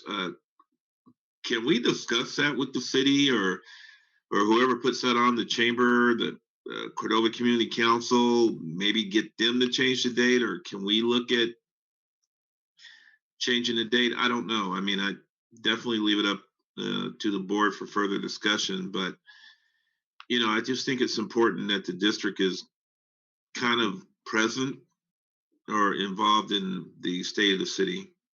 Chris, is it on the same Thursday every November? Every November.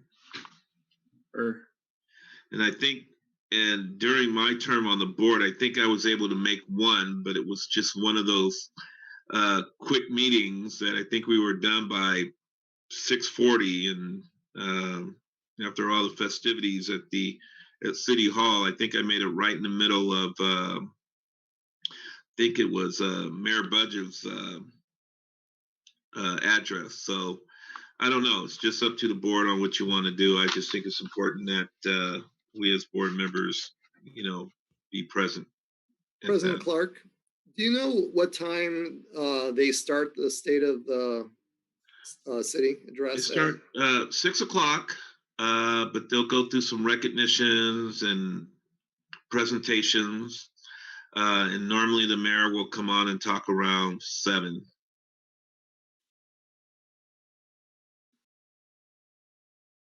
So something to think about.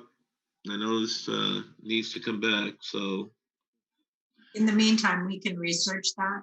Sure. And find out, if they have any leeway or flexibility and have more information on that. Okay. President Clark? Mr. Reed. Yeah, on the proposed calendar, the June 4th, 2022 Saturday meeting, is that, and we haven't always had a Saturday meeting in June. I know I've been asking for the board to consider a retreat. When I say retreat, I want to put that in context. I'm not looking for, going somewhere fancy. I'm just would like, for the board to get together over the summer at the end of a school year to reflect back on our successes, our challenges, things we'd like to do differently as a governing body, yeah. And brainstorm. I've thrown out the idea of doing that in July, but I guess that perhaps, there's too many vacations and other things to deal with. Is that a June 4th, 2022 date for something like that? Or can it be used for something like that? I believe normally that is for the superintendent's eval. That's part of it. And I think, depending on how much time you want to devote to that, right? I think we could probably do both. Well, I think that's a great idea to actually do both and just kind of take a reflection of the year and talk about our strengths and weaknesses, as well as something that we haven't done is a board self-evaluation that I think is probably moving into next year very critical. So yeah, I'm good with it. I'd love that to be like an annual thing, that even if that means we have to add some additional time to the schedule on that Saturday in June, yes, sir. to do that. I think it's healthy for the board to have those types of opportunities, and obviously because of the Brown Act, we really don't. And these Thursday meetings are very structured. They're not really designed for that type of brainstorming and thinking and reflecting. So I think that would be great.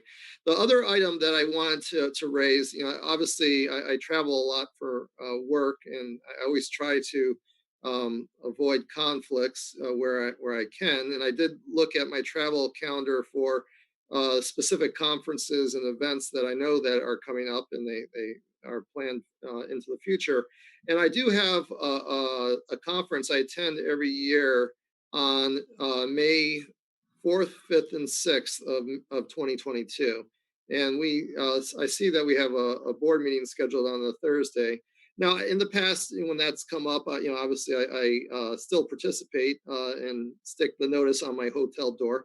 I still haven't had anybody come to sit down with me and watch the participate in the board meeting, but I was just wondering if it's possible to move that date from May 5th, 2022 to April 28th, 2022. We only have one school board meeting in April, obviously because of the week-long vacation, but I was just wondering if that was a possibility. If it's not, again, I think it's a great possibility. If not the 28th, how about the 21st? Well, that's on opposite sides of the vacation. I suspect staff won't have a lot to share with us. Yeah, that's true. Yeah, that's true.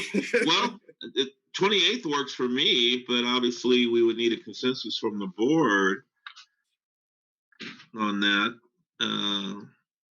Any board comments on that? Sounds good. Mr. Short? Yeah. All right. Thank you. That's all I had. All right. Thank you, sir. I don't think it's a reason to take it out to the public. David, we know you're just trying to free up your Cinco de Mayo. Yeah. All right. Oh, I didn't even think about that. Yeah, okay. All right. Let's, Matt, I'm gonna come back to you on item 13A. Did you have any additional information? No, I think I kind of covered it. It's just it's a good reflection of the projects, the amount of state funding eligibility we expect to receive from the projects, when we hope to receive them, and in the order of the projects, and when we have completed them, and we hope to complete them in the future. So I just wanted to kind of reflect on that and point that out. Awesome. All right. That being said, we'll move on to item 14, reports to the Board of Education. Superintendent. Well, we'll start with thanking Ms. Ranking for her tenure and her leadership on the board. She has always put students first in her decisions, and she is leaving quite a beautiful heartprint and legacy as she departs from our governing team. And I want to personally thank her on behalf of my team, and wish you all the best as you have some extra time maybe on Thursday nights. And I want to welcome Mr. Hui to the governance team, and we look forward to swearing him in at the December 17th meeting. I also want to congratulate our Folsom High School SEVA Teacher of the Week, Mr. Scott Southard, who was recognized for his leadership and really putting Folsom High on the map for video and media production and the work that he does with the students and for the school. So congratulations, Scott. And then lastly, as we enter into the Thanksgiving week, I know we've had so many, challenges and hills to climb over the last several months.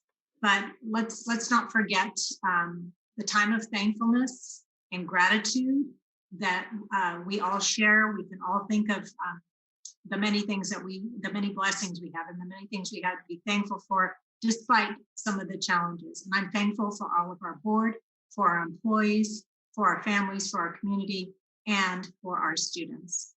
Thank you. Thank you. Student Board Member Gallant.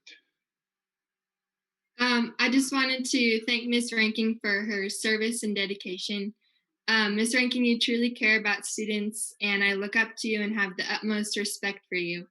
You showed me that women not only can be in leadership positions, but belong in leadership positions. And so I hope that as a community, we continue to support women in leadership roles.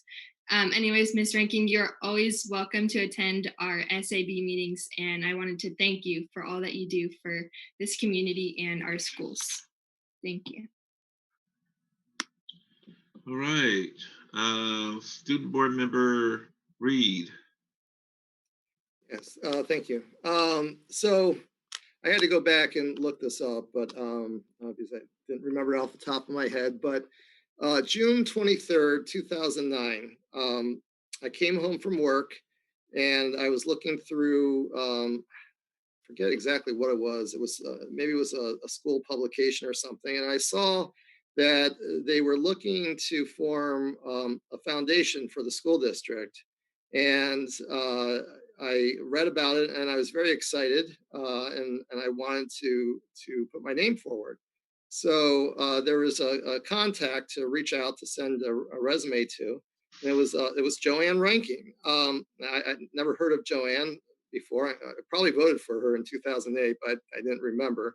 So I sent her an email, and that was my first our dialogue that we had on that email was the first interaction that I had with Joanne. And we did form the foundation, and I was selected to be on that foundation board. And I very much appreciated getting to know Joanne during those years on the foundation board. Her passion, her excitement for students and helping students, and I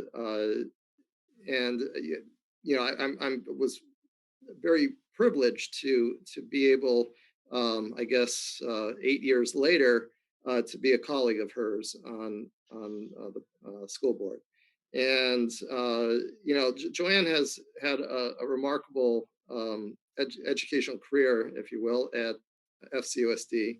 She served as the head of the PTO of 3 different schools, starting, and she can correct me if I misspeak, but starting at Oak Chan, where she was president of the PTO, and then she went on to be president of the PTO at Folsom Middle School, and then finally president of the PTSO at Vista del Lago High School. And before she joined the board back in 2008 or 2009, my understanding is that she also worked for the school district, I believe Oak Chan, if I remember correctly. But this is the example of someone that we need on the school board that adds to the dialogue and just the passion. And I do truly appreciate everything you've done for the school district and for the students over the years, Joanne, and you will be missed. And then, obviously, I do want to publicly welcome Mr. Hui, Tim Hui, and look forward to working with him on the board as well. So congratulations, Joanne. And when the pandemic's over, I definitely want to get together for a drink. Thank you, Mr. Reed. Mr. Hoover.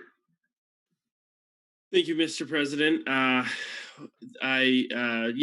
also just want to echo those sentiments and say thank you to Joanne for your many years here. And it's funny. It's pretty hard to imagine anyone on the board or in the district even that knows more about the ins and outs of just about everything and how things work. Your institutional knowledge is incredible, and I think that's going to be sorely missed.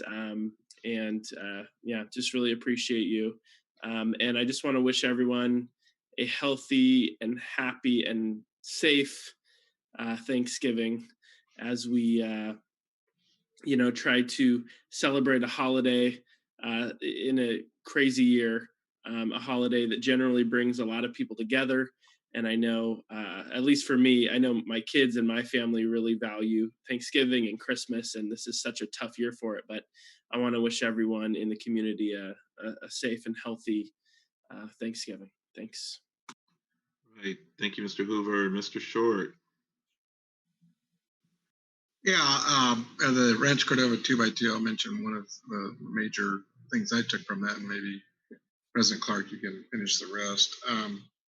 I think the board needs to know that with the city, we got a report on vandalism and things that our facilities have been receiving over a period of time because we didn't have folks and staff on there is a report. I know that we're going to be looking at ways of preventing that with the city, but we are receiving vandalism, and so hopefully maybe the superintendent can bring some what we find out, how we can prevent vandalism in other areas that we've been receiving at our empty school sites. So that's an issue. There'll be some costs. Maybe Matt has more of a report on fixing this stuff, but that was one of the big takes that we're trying to resolve in some of our school sites. We talked about a variety of issues, but I'll let President Clark fill that in. As far as the elections, I want to congratulate Mr. Clark, President Clark, for a slight marginal win, 63%. Yeah, it was close. As far as Mr. Hui and Joanne, it was a close call, but I'll see Joanne the next meeting. I can say goodbyes next meeting. So look forward to the next meeting. Joanne, thank you. All right, Ms. Ranking. Well, I don't have much to say. As Ed said, I probably do have another meeting, but I want to thank you, gentlemen. It's been a pleasure to work with all of you. It's been a pleasure to work with all the board members I had an opportunity to work with. I am not going to pull a Roger Benton. I will not be back. So he was probably the last one to lose a seat, but he came back. All the student board members, they have all been exceptional. Allie, you're one of the best. The superintendents I had a pleasure to work with. All the staff members. and families.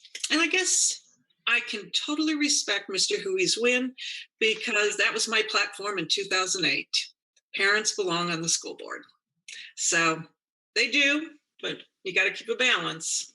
So I won't go into any detail there. So, and let me see if there is anything else. Oh, I do have a couple of things to wrap up, and I appreciate that Mr. Reed brought up the foundation.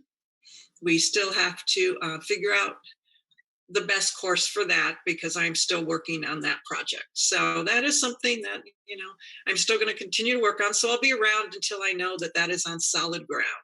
So it's not goodbye. So thank you. Right. Thank you. And with that being said, I'll close out with my final comments. And I want to apologize to a parent out there who I didn't ignore your email, charge it to my head, not my heart. Miss Katz, you know, if I don't respond to you, call me. But I did read your email, and I thank you for all the information. Miss Abshire, out at Russell Ranch, I got your invite. I'm sorry I didn't respond. Once we get back into school, I promise I will be there to hang out with your kindergartners. I look forward to that.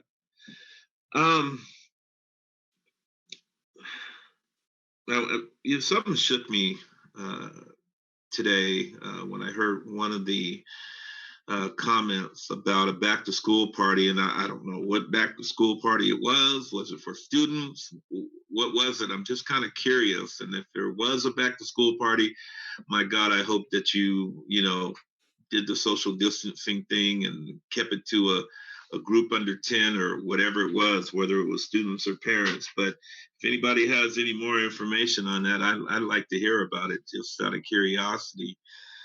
I think this is probably really hard for me to talk about Joanne because, you know, I think it's probably common practice for board members or potential board members who are interested in running for office, reach out to other board members. And the first one I reached out to was Zach Ford, and he was a great mentor.